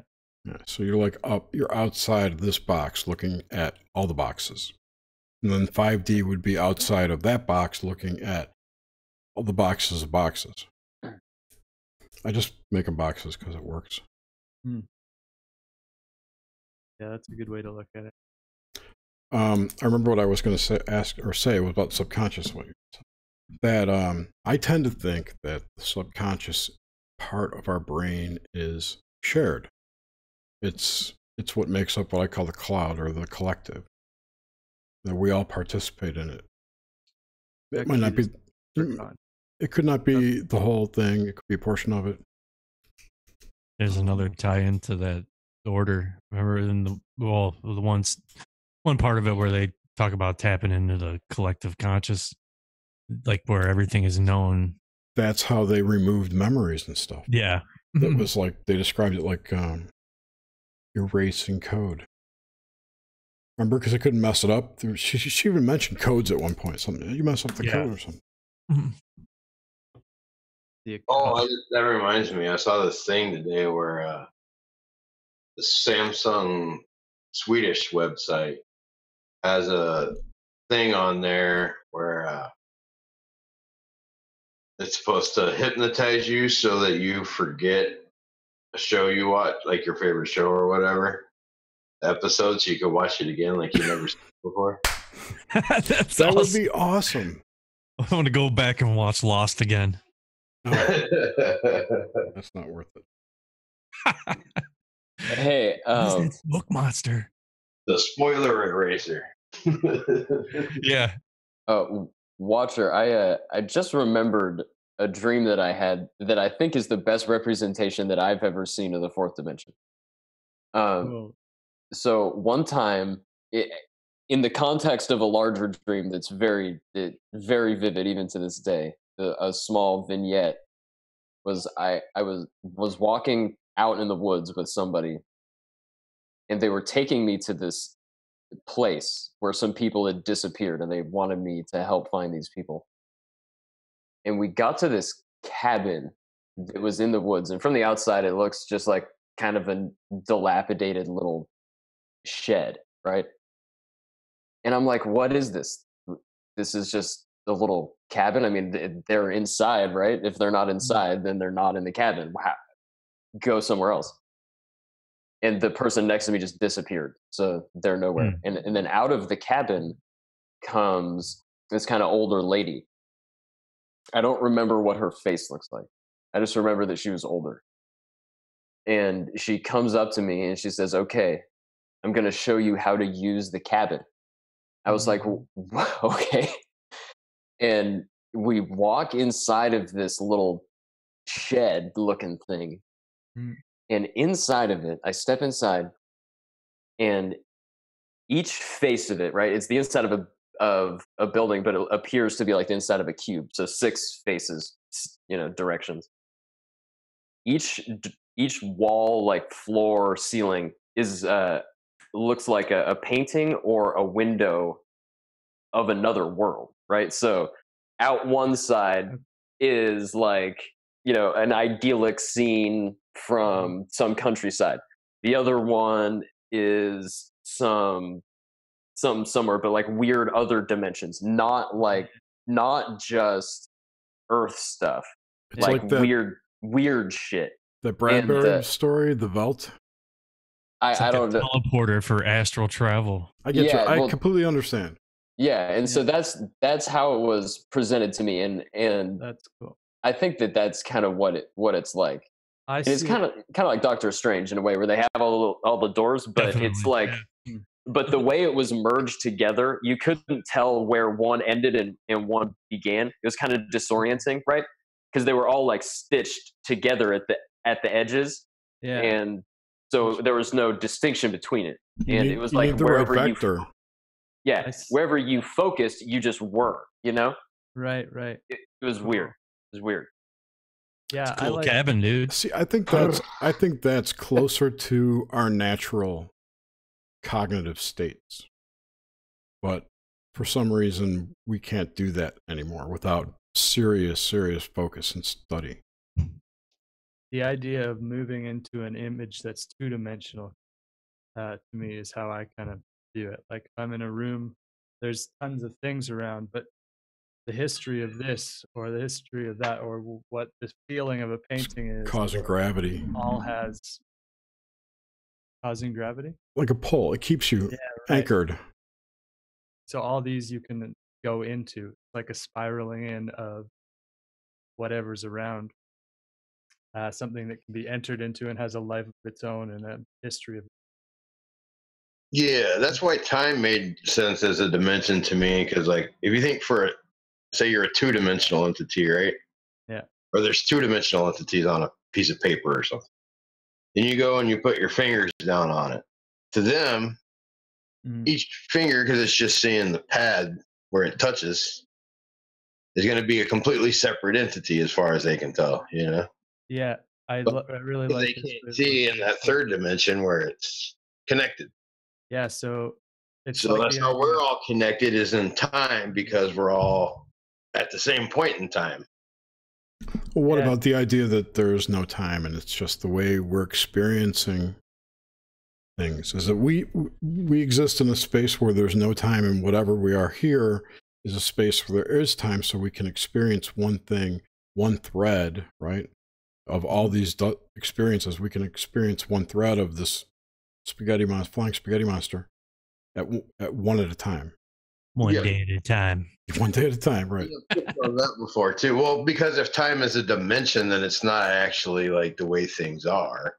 It's not a dimension. Yeah, it's just how we see it. Right. But yeah, it's not really a dimension. That's why I kind of like the subconscious one too, because that's another way where we could all be linked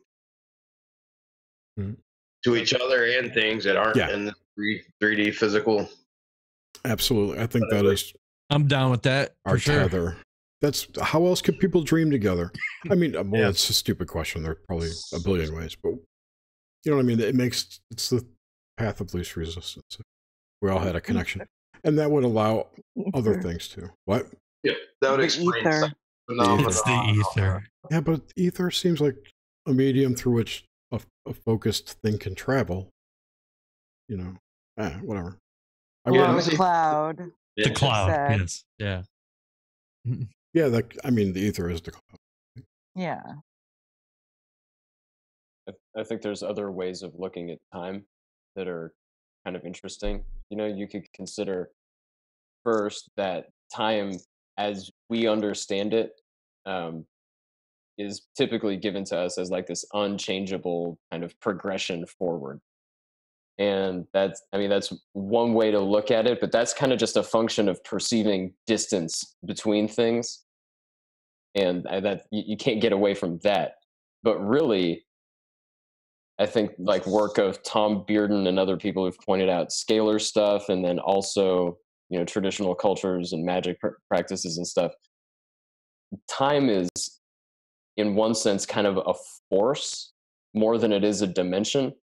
And it's also kind of a quality that things have more than it is like this unchanging thing. So you can change the quality of a thing's time or like timeline. And in that, you can get a form of energy out of it. And that happens, right? You can do time reverse wave stuff and like that exists. And so there's some energy locked up in messing around with the thing that we can only refer to as time, because that's the closest analog we have for what it is, right? It's kind of like it's like using the word spin to refer to quantum stuff. Like, it's not spin. I was just going to say it's like spin. Yeah, well, I'm reading your mind. How's that? subconscious, right? Fourth dimension. Same idea. That's the paranormal, dude. That's where that energy is focused in on.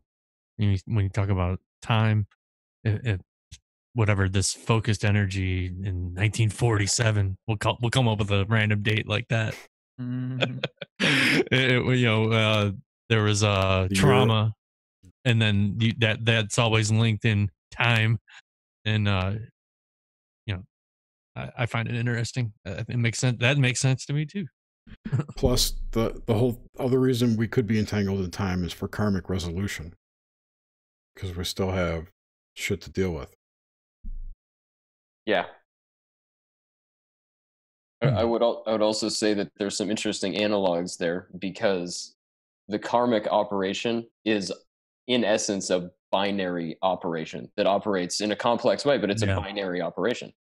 Just like the whole system is run by AIs, according to this galactic historian guy. The system we're in that runs the karma and the Akashic records and all that crap. Yeah, I mean, you can get glitched out sometimes, but it's basically a binary system. I know him, and I wouldn't consider him a good source there. Oh, I don't, dude. I don't. Nobody is a good source. Okay. Yeah. So I just correlate things. I'm a dot connector with no more dots. Well, it's been 2 hours. We can cancel. Be done. Yeah, we can be done. Well, thanks everyone. Jerry, you're at a dot. I got dots. Oh, there's always dots. Always dots. Well, no one else is talking. I'm not, the only one. What do you, man? What do you guys want to talk about? What sounds cool? What's on everybody's mind? Time travel. Time travel? No, save that for Tuesday. Yeah, save that one. Okay. Say it'd be archiving time travel. It'd be difficult not to time travel. We're always going in the same direction in time. Oh, hey, we are breathing time machines. Traveling for a minute. That would be pretty impressive. I have a question that I'd like to put to everybody, if that's okay. Mm-hmm. So my experience with deja vu, I noticed has fundamentally changed. At some point, I stopped experiencing deja vu as, what is traditionally understood as deja vu, and it became me remembering things that I had dreamed previously. And that was like a fundamental shift that happened. And so I wanted to ask everyone else's experience about deja vu and remembering dreams, and if you guys have any overlap, and what you think the ultimate, source of deja vu is, if there's a single source. I've had both happen. And like when something that I dreamed, it was always something like a little small, but it was like exactly the way I dreamed it, Trivial things, vision, like views that I looked at. Yeah, like this particular guy writing my thoughts, skateboard and everything else that was going on in the background and stuff, It's a view with a particular thought at that moment, and you're like, boom, resonate back to the dream. Yeah. Like, deja vu. At some point, those linked for me, and they never have come unlinked. But but every time I've experienced deja vu, it wasn't necessarily the dream. That was just like another route to the deja vu or something. Did that make sense? Yeah, exactly.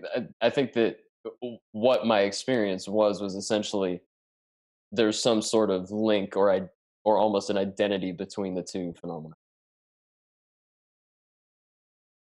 Yeah, because it was the same feeling of deja vu, except that I was like, okay, that was a dream before. I remember that. Yeah, it was the same kind of feeling.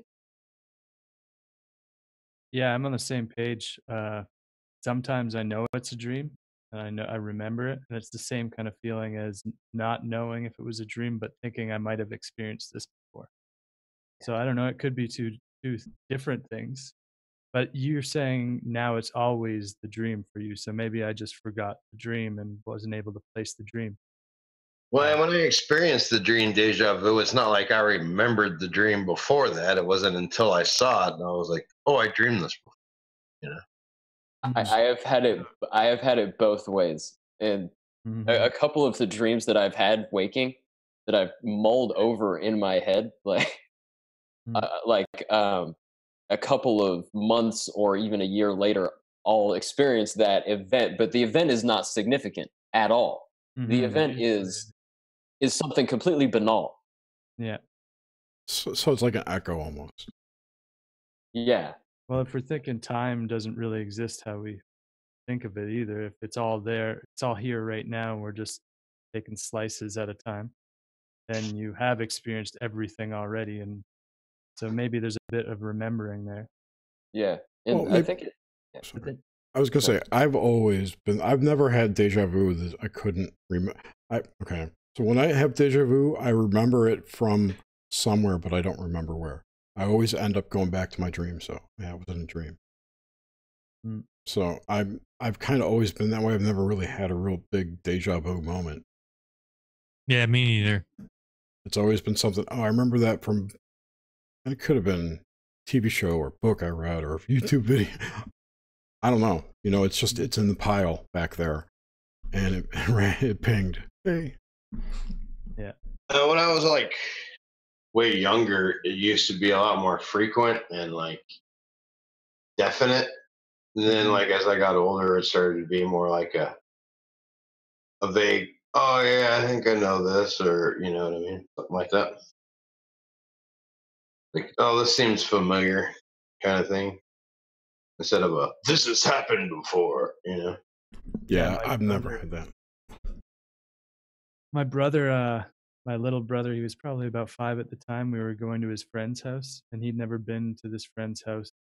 And I didn't have an address. I had picked him up after school, and he was like, I'm supposed to hang out with this friend. And we're driving, and he's like, and he's never driven out here. He's never been to this place. He's like, oh, I dreamt last night. I know where it is. I'm like, okay. It was just let him show me. And he gave us directions right to the house, right to the front door. Wow. That's crazy. Holy shit. That's crazy. If I had dreamt it, I wouldn't like trust myself enough to be like, yeah, I know where it is, you know? Yeah. Yeah, so I'm not sure, but for me, I know it's sometimes I've dreamt of the happening, and maybe sometimes it's just a perfect storm of, you know, I see this image, I have this feeling, and then it triggers this remembering, or I feel like I've experienced something before. Yeah, who knows? Yeah, while we're on similar subjects, what about the Mandela effect? Most of the crap on YouTube is exactly that, crap on YouTube. But there's definitely some things there that are like have changed. Definitely changed. I have a personal one that I've never really heard many people talk about, but I know it exists. And that's I was raised to spell the word dilemma with an N. So DILEMNA. Yeah, dilemma. I remember like pronouncing it dilemma because as a joke. Yeah. But dilemma, it's not dilemma anymore? It's not anymore. It's dilemma with 2 M's. So that's a definite change. And you can Google it and it's not anywhere. It's maybe, you know. I found a bunch in old newspaper clippings. Yeah, it's out there in weird places, but it's not in any books or anything today as new stuff. So that's one that I have. The other ones I can pretty much all relegate to misremembering. I remember the Shazam movie. I do too, kind of. I do too. Me too. But you know, in about 10 years or 20 years, we're all going to say, I remember this Michael Jackson episode on The Simpsons. Sorry. We'll have it recorded. We can come back. A lot of the Mandela effect stuff strikes me as like mass gaslighting. Me too. Some of them, like the Berenstain Bears ones, was the one that really got me at first when I first heard about it, like 10 years ago or whatever it was. But it turns out that they use both. Is that what it is? Depending on the market? Yeah, the whole thing seems like a big mass gaslighting / almost like it's just a big gaslighting thing, almost a LARPy sort of thing. Yeah, and like 50% of the things are logo changes or marketing-driven things that happen over time. Most of the crap you see on YouTube, I found another Mandela effect, and they're like, no, you just misremember. I know, and then some idiot scientist at CERN makes a sign with weird shit on it, referencing Mandela and puts it out on the internet, that drove them nuts. Believe in quantum effects? Maybe there are no quantum effects. Can I just pose an interesting Sure. observation here? So the Mandela effect and all this, like, oh, go reference back to the pop culture, find the synchronicity in the pop culture, do this stuff in the pop culture. There's all sorts of Easter eggs and codes in the pop culture, right? So what it strikes me as is that's what people would do in the Bible, like the Bible code or something like that. Like they would look for hidden connections and other sorts of mythic structures and other, There's a whole other class of people that do that. Yeah, exactly. But I'm saying the phenomenon is similar. So it seems to me in some sense that the pop culture of this kind of consumer global civilization is being marketed or being trying to be made into this self-referential, almost new holy book in some way, like, or set of, this holy principles in some way that can do the same sort of coding, divination that you can get with the Bible or something else. Could it be like an expression of word of mouth storytelling reemerging? No, I think they're trying to make the consumer culture like trying to like incorporate it as a magical entity in some way by making people feed all this synchronicity into it. I think it brings it to a new level when you have all of the humans making the connections and introducing all of the synchronicity and magic into the pop culture system. It deifies it in a way that's very, it's great. That used to be the province of religions only, but now that and when you factor in that, like, because a lot of it takes place in like corporate logos and stuff, and but still, I mean, what's basically happening though is people are building energetic connections to the internet. Yeah, that's what it comes down to, and that's going to be hard to get away from when you try. That's one of those gravity things, Watcher, that holds you back. Yeah, I always thought the best analogy for gravity was karma.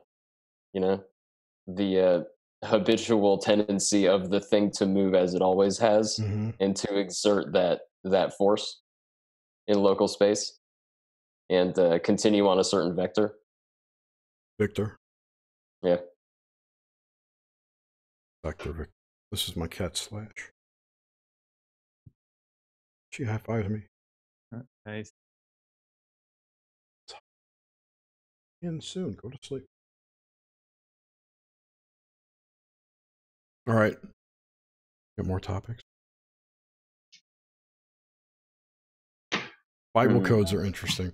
So I do think there are markers in the things that happen day to day throughout the world that point to something that's orchestrating things. The patterns, blueprints, whatever you want to call them. Energetic events that cause certain outcomes, right? I think there are some kind of patterns to that. That's what we're talking about, the 1947 thing. I believe that too, and that could be just a sync for my energy, maybe, I'm focused on it, making it real, but I do think there's something that's out of proportion there. So, and when I look at the Las Vegas shooting, in depth, and you'll see a certain type of energy in that event. I don't know if it's caused by the event or if it was generated there and then expressed itself as that event. You know what I mean? Yeah, or is it feedback that something went perfect? Is it feedback from a working? Yeah, it could be a group with the same sort of symbols and ideologies, and it's just a calling card. Well, it was right in front of the Luxor, and that place is weird. Like the energy in there is just called the Luxor. Really, I've stayed there a few times. I stayed there once. It was too creepy. I stayed there twice. I never stayed there. But I've stayed in the Excalibur and the Mandalay Bay. But I wouldn't stay in the. But I would go over there for the buffet, and I went in there a few times. Mandalay Bay had the best buffet about 10 years ago. Yeah, I mean, you kill people in front of a black pyramid. That's pretty obvious, right? With obelisks. Yeah, with obelisks and sphinx, and like the Great Pyramid is aligned to the cardinal directions. It's aligned to the secondary direction. 90 degrees off. 45 degrees off. 45. So what angle does that? What's the vector of that angle? What star? We were talking the other night. Good question. Yeah, I don't know. And they got that light at the top of the Luxor. I think Chris Angel lives in it. Yeah, I mean, you can see that for hundreds of miles, too. Yeah, it's huge. Yeah. Yeah, so that if you do the numerology of, or the gematria of like all the things that were involved in that like there's so many 91s in there. Oh yeah, in between 9 and 11 minutes, and shooting. All it was this crazy. They still haven't acknowledged the fact that there were shootings in other hotels. Yeah. Do you know that? Yeah. And there's like video of it coming from multiple rooms and stuff at the same time, different floors and all that shit. And there was some kind of FEMA drill 2 days before or the day of or something. Yeah, and like I saw the video of when they went into the hotel room too, and there was, or some of the pictures. In one of the pictures, you could see like females, like bathroom hygiene accoutrement. Those were all discredited. Discredited? Yeah. Discredited. Yeah, they're fake. I just stopped paying attention. You know, because it's like I said, you kill a bunch of people in front of a black pyramid. It's like, okay, well. Well, that's what they did. Fed us the bullshit for a while, and then threw enough other things for people to focus on. Yeah. And then kind of everybody lost focus on that for a while, and they waited a little longer, and then they're just like, "Oh, we can't come up with a motive for it." So he did it, but we don't know why. So whatever. And now he's dead. I don't think he ever existed, to be honest. I don't think it's a real person. But whatever. That's my thoughts. Doesn't matter. It happened. The only thing that matters is that it happened and it had an effect. Yeah, a bunch of people died. It was really messed up. Right. So that's same thing with Roswell. Doesn't matter what happened at Roswell. It was the impact of that on the collective that matters. Oh, yeah. And that's a lot of this, what you're talking about. It's nonsense, like trying to figure out what was at the bottom of these things. You never will. It's an endless rabbit hole that either leads to a paradox or nowhere. Yeah. It's like the Bible says, you shall know them by their fruits. That's really what's important, is the effect that it had anyway, because you can't go back and change the past anyway. How can I apply that to NASA? Can you apply that to NASA? Mm-hmm. You won't know them by their fruits? Yeah. Well, what fruits have they given us? Nothing. Some CGI pictures? Yep. Cartoons and a space pen. Yeah. Yep. Actually, the space pen's kind of cool. Astronaut ice cream. That they I like never the actually space ate in pen. space, but yeah. But regular pens, right? I always heard the story. I think that the rover photos are real. That's they're real pictures, Real just from don't know where they are. Canada. Yeah, from Canada. Well, wherever they are, they show. Okay, so they could be from Mars, they could be from Canada, they could be from Greenland, they could be from anywhere. But the point is, wherever they're from, it shows a very sophisticated culture that is like kind of Olmec / medieval Indian and stuff like that. And there's other kind of life stuff there. So wherever it is, either someone has done a very, very intricate and good job of faking a lot of stuff, which I'm not saying is outside of their bounds. I mean, they could fake it, of course. They could fake pretty much anything. But if they haven't, they've taken some great photos of a civilization that's been lost to us otherwise. So wherever they're from, I'd like to know who these guys are. I wouldn't necessarily like to meet them, but I'd like to, maybe know who they are. On Mars? Either on Mars or wherever these photos are. Where are these pictures that you talk of? Oh, well, they're all over my Twitter feed. Go scroll through my Twitter feed. And these are pictures of buildings? No, they're pictures of fucking cultural artifacts. From Mars. Yeah. Well, I believe that they are. From Mars, yeah. Well, from wherever the NASA's taking this footage from. How come I've never heard about this? Could be the Gobi Desert. You've never looked at my Twitter page, bro. It's called The Martian Archaeologist. Just go to the media. I apparently have 88 photos and videos. There's some other. Yeah, so there's some other stuff in here. Godzilla? Yeah, it's Godzilla. So do you research all of the pictures that? So the interesting thing about these images that are on here is that these are taken from basically 4 images that NASA has on their website. It's of an area called Murray Buttes, and it's using the Curiosity rover's mast cam, so the panoramic camera. And these things are just buried down in the website. You know, it's not Cydonia, it's not Gale Crater, it's not any of the flashy names. So a lot of people don't look at it. But there's some weird stuff going on down here. And I just did my best to pull it out. And the sense that I get from all of it is kind of this. Is your Twitter profile picture supposed to be from Mars? Yeah. Have you remote viewed it? No, I don't need to. NASA took the fucking pictures. It could be on the other side of the ice wall. Could be. Could be in Antarctica. It could be Godzilla. Maybe yeah, no, Godzilla. I've seen this thing. I saw the crab one, and there was a squirrel. No. Hey, this has nothing to do with those, man. Nothing to do with those. I haven't seen these ones anywhere. So you got to go to the ones that are about. Yeah, I'm looking at bases. I saw the one that looks like a woman statue or a person. Yeah, that one's one of my favorites. That reminded every time I saw that, I've seen that before too. Oh, look, they got a Bigfoot over there too. Cool. With horns. Maybe that's No. Martian big feet have horns. Reminded me of a ship. The whatever that's called on the front of a ship. The statue. Oh, the which statue? I don't know which one you're talking about. It's like a person. The useful stuff on my profile is the 4 pictures with each other because it shows the commonality between the forms. It was one of those. I like the cats and the animals. Cats and rats and animals. Yeah. As sure as you're born, you're never gonna find you. Come on, sing along. One of the common things you find is this kind of motif that's these balls or dots that are laid out in a strip in between.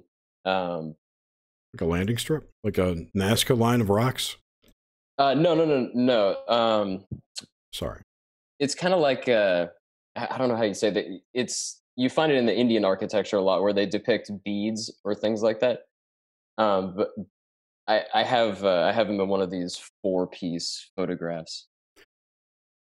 Isn't that somehow tied to mandalas? The bead patterns? Yeah, I think in this case it's like just a kind of an artistic adornment for buildings or things like that. This is the picture I'm talking about for people watching. I think I know which one. I think I'm just looking at the one you're talking about. I'm not talking to you guys. I'm going to copy this. Anyway, it's just screen share it. I want it if I screen share it could crash my video card. Don't do that.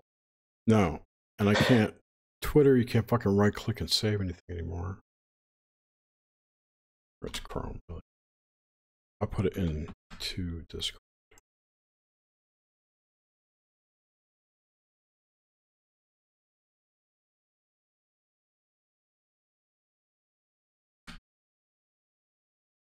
That one. Upper right. Upper right? The one that looks like a hand coming out of the ground? Yeah, or a person on the front of a ship. Where did you put it? Oh, I put it into his Discord. I'll put it in the Cruising Mistake.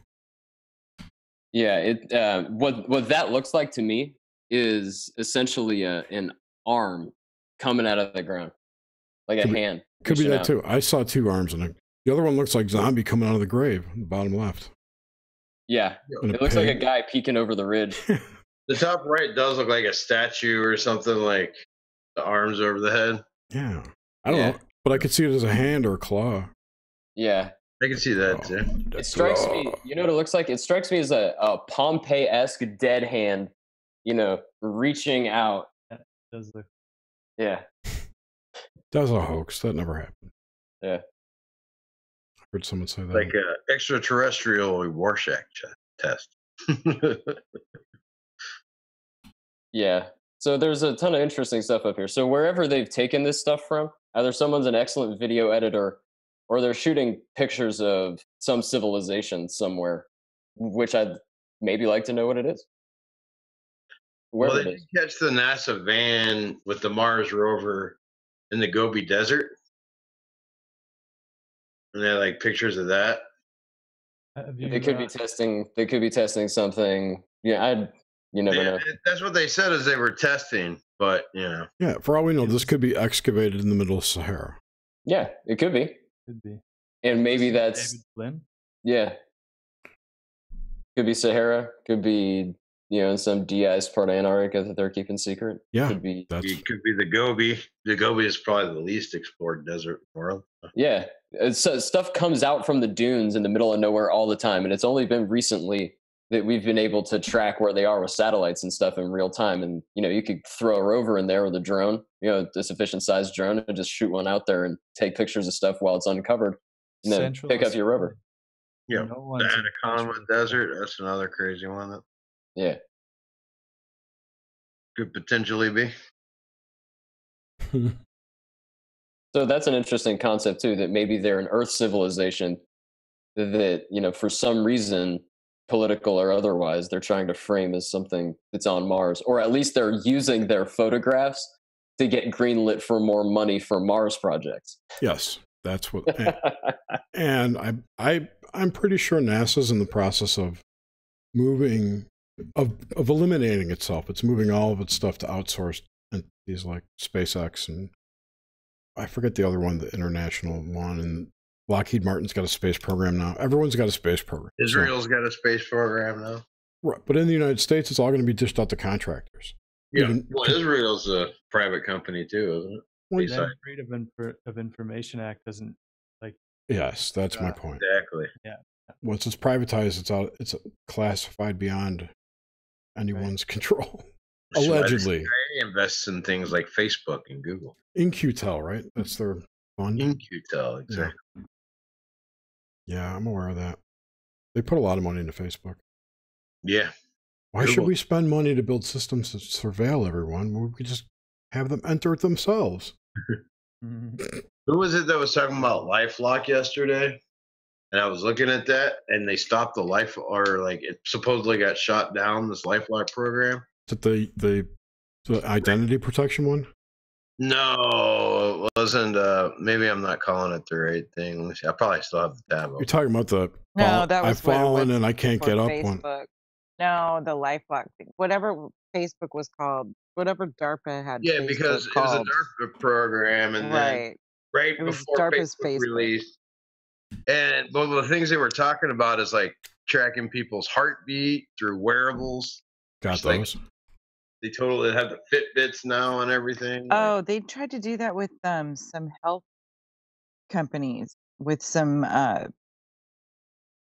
HMOs, or there was one specific company, I can't remember what it was called. Yeah, there was where they were going to give you like a discount on your deductibles or something if you wear the Fitbit. Well, you would only have to pay this certain amount, and if you didn't do what they said, then you would have to pay above and beyond, like $3,000 or something. We had some similar insurance like that when Steve worked for the human body equivalent of letting State Farm put the track your driving thing. I would put it on my cat. It's like tracking your eating, That's coming. Your groceries. And your No, they heart already do rate. it with your Once- stupid club card. Once all the smart dust is in our bodies from the chemtrails, then they can have. Dude, I started getting Alcoholics Anonymous stuff from Rite Aid because I was buying beer at Rite Aid. And they started emailing me shit about going to Alcoholics Anonymous. You put your real name on your card? You're an idiot. I was like, shit, am I buying that much beer? I put a fake number, a fake name, everything. I know, that's what I thought. I thought, man, I gotta get a fake name. I gotta get a sock account for Rite Aid. It's a brave new world. It was nuts. I think. When is Apple going to get their shit together and put out a phone that's useful? You mean it hasn't replaced every other device in your life? It's not useful enough? I don't have one. I refuse to buy Apple products. They Yeah, are I the don't great- get hacked. They are the Antichrist to me. Yeah. It's I the think Google's much better with Android, but there's not really. What are you going to do? Not have a smartphone? No, I have a Right phone. there. The Apple, take a bite.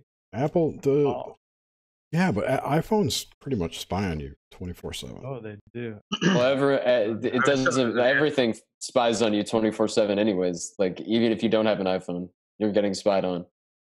Super sophisticated, or at least they want you to think so. Who cares? I don't believe that. I noticed the Google search algorithms are getting incredibly good. Like, I get halfway through the first word and they're already suggesting the whole phrase that I didn't say out loud and had the thought. They're actually working on that, or one of the two is working on it. But if they tell you they're working on it, it means they're trying to figure out how to break the news to you that they figured it out. well, probably. In the meantime, though, their search sucks. You can't find anything unless you word it completely properly. Oh God, I know, it's terrible. I was looking for, I don't remember what I was looking for today. Probably just type start with a B. They're locking it down. I wonder if it only selectively sucks. No, it sucks Maybe. universally because I would log out, or I have several laptops that I'm logged in with as different people. It's gonna be like Amazon, But where definitely, the last thing I search for is always like splattered across every blog I visit for the next 3 hours. Well, Jerry, if the internet's conscious in the way you think it is, it just knows where you're sitting. So, Oh, I know. yeah. Google knows where you're sitting. I sit here all day. I work from home. Do you guys ever address the internet as an entity, like in times of strife? Like if it's messing with you, do you ever like address it as a conscious entity? I don't. No. Not as a whole. Maybe I should. Might But treat me. I am nice to my computer. like you fucking thing. No. Yeah. No, You fucking idiot. no, I'm nice to it. I ask for things, and sometimes I get code written for me. Yeah, and so here's my question, just like Suzanne brought up. So we would curse at a thing, right? Yeah. Like a computer, and just be like, "Hey, you fucking thing." So does the internet itself? Do we ever think about it like that? And even apart from addressing it like a conscious entity, but does the internet itself rise to the level of a thing that you would be like, "Oh, you fucking thing, internet"? No, the internet's not a thing. It's too ubiquitous. Yeah, it's not a thing. It's It's a background. It's like fucking trees. You can't, it doesn't work. Maybe something could enter it at some point, but So it's not coherent. It's not personified. It's not personifiable. Well, neither a computer isn't really personifiable either. Yes, it but is. It exists with boundaries. People have named their computers. People put stickers on their computers. People love their computers. Okay. I have a love-hate relationship with my computer. When I say people, I'm not talking about anyone in this chat or who's listening. Not me. I spend 90% of my life on my computer at least. Me too. Okay. I see how you could definitely personify a computer. My bad. It's all good. That's 100% true. So I think the question is still the same. So the internet is not a thing that could be subject to that same sort of process of personification. It could probably have, a bazillion different personalities. Don't we all put a little piece of our personality into it? If I was going to be mad at something, it would have to have a single point that I could point to and say, yeah, right? But the internet's not like that. It exists without an origin. So what is it? It's like being mad at a cloud. You can't. Maybe a framework for ideas and thoughts. Maybe it takes a life of its own eventually. What? Did you ask what is it? Well, I noticed that. Well, Microsoft Word, every time you type the word internet with a lowercase I, it wants to capitalize it. Because it's, at least in my computer. It's correct. Type it correctly is capitalized. I don't know why. Because it's a thing, like vampires. So the internet's a proper noun. It is. It is a proper noun, yeah. It is, yeah. It's the internet. Internet. And the first thing Google gives What me, does the internet say it is? The first thing I get is a band. The internet? A band called The Internet, yeah. Hey, did anybody catch that? Did everybody here watch Bird Box? No. No. I think I No. only watched half the first episode or something. I did, yeah. Okay, It's a movie. I watched Bird. Jerry, did you watch it? No, I'm not going to watch a crap's horror. Okay. All right. So, Yeah, why would I Watcher. sabotage myself? Yeah. Since you're the only other one. Okay, in Indiana Jones, when they were getting the it's the one that's on Netflix, the Crystal Skulls. Ark of the Covenant. Ark of the Covenant. Oh, the Raiders of the Lost Indiana Ark. Jones and the Crystal Raiders of the Meth. Lost Ark. Yeah, yeah. So at the end, when they open it, and all those souls or whatever are flying out, and they're saying it's so beautiful. Oh, the Look dude- at it, it's so Oh. beautiful, and they want everybody to look at it. Same Yeah. fucking thing in Bird Box. I got that feeling too. At the end. Same thing. Yeah. Yeah. Yep. Yeah, it's weird. It's a bit of a weird ending. Well, maybe I saw like the first two episodes. Well, the premise of it is don't look at the whatever it is that's coming, right? Yeah, and of course you don't know what it is because they can't look at it. So, and most people kill themselves when they see it, but some people don't. But they really want you to look at it. Right. And they say it's beautiful. It was the same wording as they had for Yeah. that last scene in Raiders of the Lost Ark. Didn't it make your? I can't remember the end of. It Raiders of the melted Lost- their faces. It melted their faces. Yeah. Raiders of the Lost Ark, yeah, it melted his Yeah. face off. Right. Yeah. But Yeah. in Bird Box, it made you was- kill people and want to. Or convert them. No, you yeah. killed yourself. Yeah. Oh, you Some killed people- yourself. You didn't some try to people kill other you killed people. yourself. Didn't. Yeah. I thought it presented like your most horrible fear, like a boggart. It didn't ever say what it was. Mm. No. Yeah. It wasn't too clear. But I only watched it the first seemed couple like some episodes. people It's- did. I think it's a movie. It is a movie. Yeah. I just thought it was interesting that it correlated with what was coming out of the Ark of the Covenant. Is it a movie? Yeah, Yeah, it's that's- a movie. There's no episodes. Okay. Well, I fell asleep during it. So if something comes along and everybody says, "Look at it," close your eyes. Don't look at it. Just I don't must have look. read it about halfway through because they were on the river, and the guy was trying to get him to look at it. That's the last thing. Yeah. And that was in a Simpsons episode too, when all the advertising statues and whatnot, like signs, came to life and started attacking the town. And You ever seen the movie Branding? Yeah, same thing. Yeah. But Lisa really sang the song, and it was like, just don't look. That was the whole thing. Don't look at it. Just Take Lisa's advice. Don't go away. Just don't look.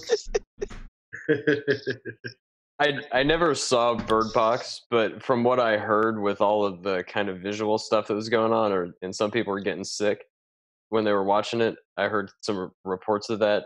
And when I heard that, it seemed like it was some, I don't know. That's I get- that's clickbait, dude. It is People are getting clickbait. sick.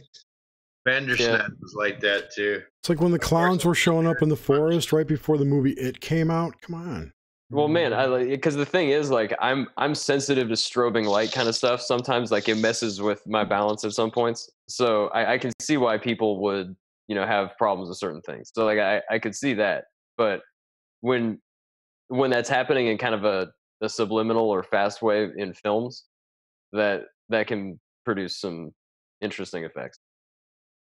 I didn't even know people had gotten sick from it. Yeah, I don't know that that's a fact. I heard that secondhand from a source that I'd never heard that, but I don't know anything about it. So me neither.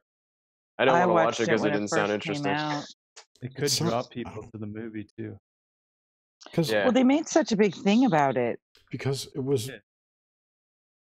I know it was clickbait, but the thing is, I watched it before it got to be this big thing. And That's because all the intersectionalists said, "Oh, it's anti-gay." I forget what their actual beef with it was, but it was some kind of allegory for slavery or something. I'm not kidding. It was sexist. It was racist. It was transphobic. Yes. Oh my god. That whole narrative is so lazy. It's like, come on, man. Like, you just completely eliminate the ability to do any other sort of analysis. It's like it just stops at sexism and racism and homophobia and whatever, and that's it. That's all the analysis they're capable of. Like, they don't do anything else. It's not analysis. It's ad hominem at an object. It's retarded. It's a way to shut a conversation down. Exactly. Yeah, that's how they respond to any sort of logic. That's like or screech. As soon as they get the what's that called? Where the truth. The truth. It's called lazy narcissism, and it's the disease that's the disease of our culture. No, goes back to what I was saying before. There's something else going on. There's people appear to be under some sort of a spell. Really. I mean, if you watch interviews with people who are protesting, they're like mindless zombies. Oh yeah, MK Ultra was paid for by advertising agencies ultimately, and that's who benefited from it most.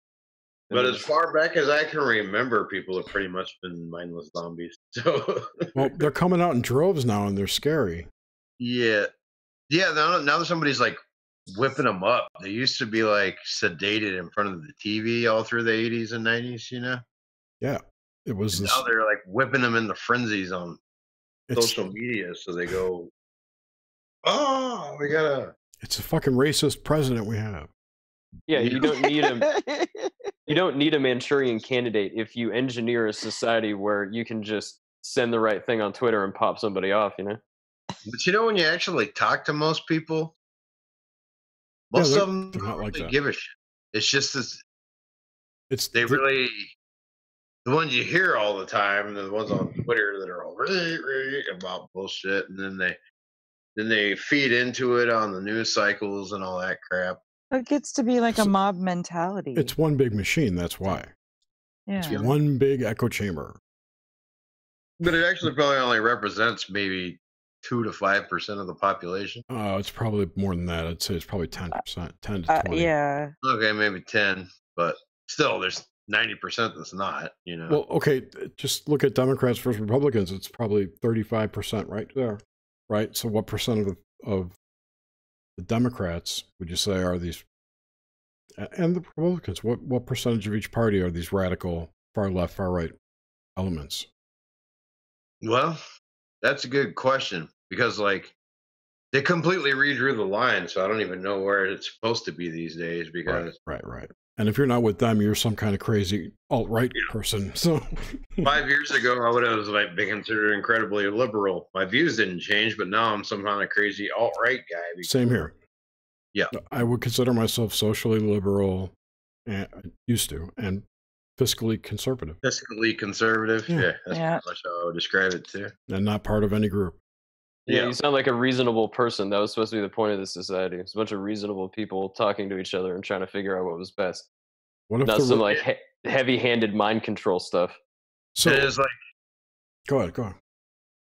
Before you were radical left wing, if you weren't neocon Republican, basically, and then somehow right before Trump got elected, It flipped. The whole dynamic shifted way to the left now. So like, I didn't move, but now I'm somehow great. Like, how did that happen? Yeah, it just reminds me of the story of in Rome, Marius and Sulla and Caesar. You know, it's just the same dynamic. You have one side that's kind of like a conservative side, and you have one side that's like a liberal kind of demagogy side, and they fight it out. And they have proscriptions that alternate within the capital, and each side liquidates the other side and takes all their assets, and it changes hands a couple of times, and then Caesar comes and cleans it out and starts the empire. And they really did a number with Trump, because like they got the people that wouldn't have supported anybody for president. You know, they're like, I don't give a shit who's president because he's an asshole and I don't believe in that shit. Right? Yeah, Trump's not Caesar. What's that? I said Trump's not Caesar. That's not who he represents in this story for anyone who's watching. No, he's the fool. But somehow they got people to like, they got all those people that wouldn't normally give a shit to back him, or they would be like against just about anybody who was president, you know? Yeah. Like, he's not the fool. Yeah. Nobody thought Bush was going to be a good president. He wasn't. Yeah, he was neither one of them. But yeah. But nobody was like, "Oh, Bush got elected! Yay! Let's go! Right. Things going to change." And when Clinton got elected, everybody thought, "Oh, okay, things are going to get better." Clinton's president. Of course, they didn't. I would have expected more outrage when Obama got elected than what we're seeing today. Yeah, especially like I bought a gun that year. I thought for sure they were going to kill him. Me too. I thought for sure. Which just tells me again that there really isn't that much racism in America. No, exactly. And Trump was who you would expected to be like president. That wasn't even like a surprise, kind of. You know what I mean? And he's not the fool. He's a chaos operative. Yeah. Yeah, he's somebody's guy. I don't even know about that, but I look at things at a different perspective. I'm not talking about like politics. I'm like, in the system, he's like a monkey wrench to what was going on. He's a chaos. He's Pepe. Keck. That's what he's Keck. He's the ultimate embodiment of the American archetype. And that's chaos. Yeah. Yeah. Debt as money, slightly criminal in basically every aspect. Yeah, it's kind totally egotistical. Just basically, you know, that's what America wants the world to believe it is. It's like crazy enough to nuke you. Crazy enough to nuke you, like too dangerous to mess with, and like wily. He's a dude. Nukes are fake. John Galt parody there. Yeah, I doubt anyone's gonna nuke each other. Yeah, it's like the stupidest thing. It's the stupidest thing. People are like, "Oh my god, they got nukes." Please, whatever. All right, I'm gonna call it. It's late. I'm tired. My neck's killing me. Thank you for watching, guys. Good night. Good night. Good talk. You guys can stay on for a second. Just say goodbye. Good night. Good night.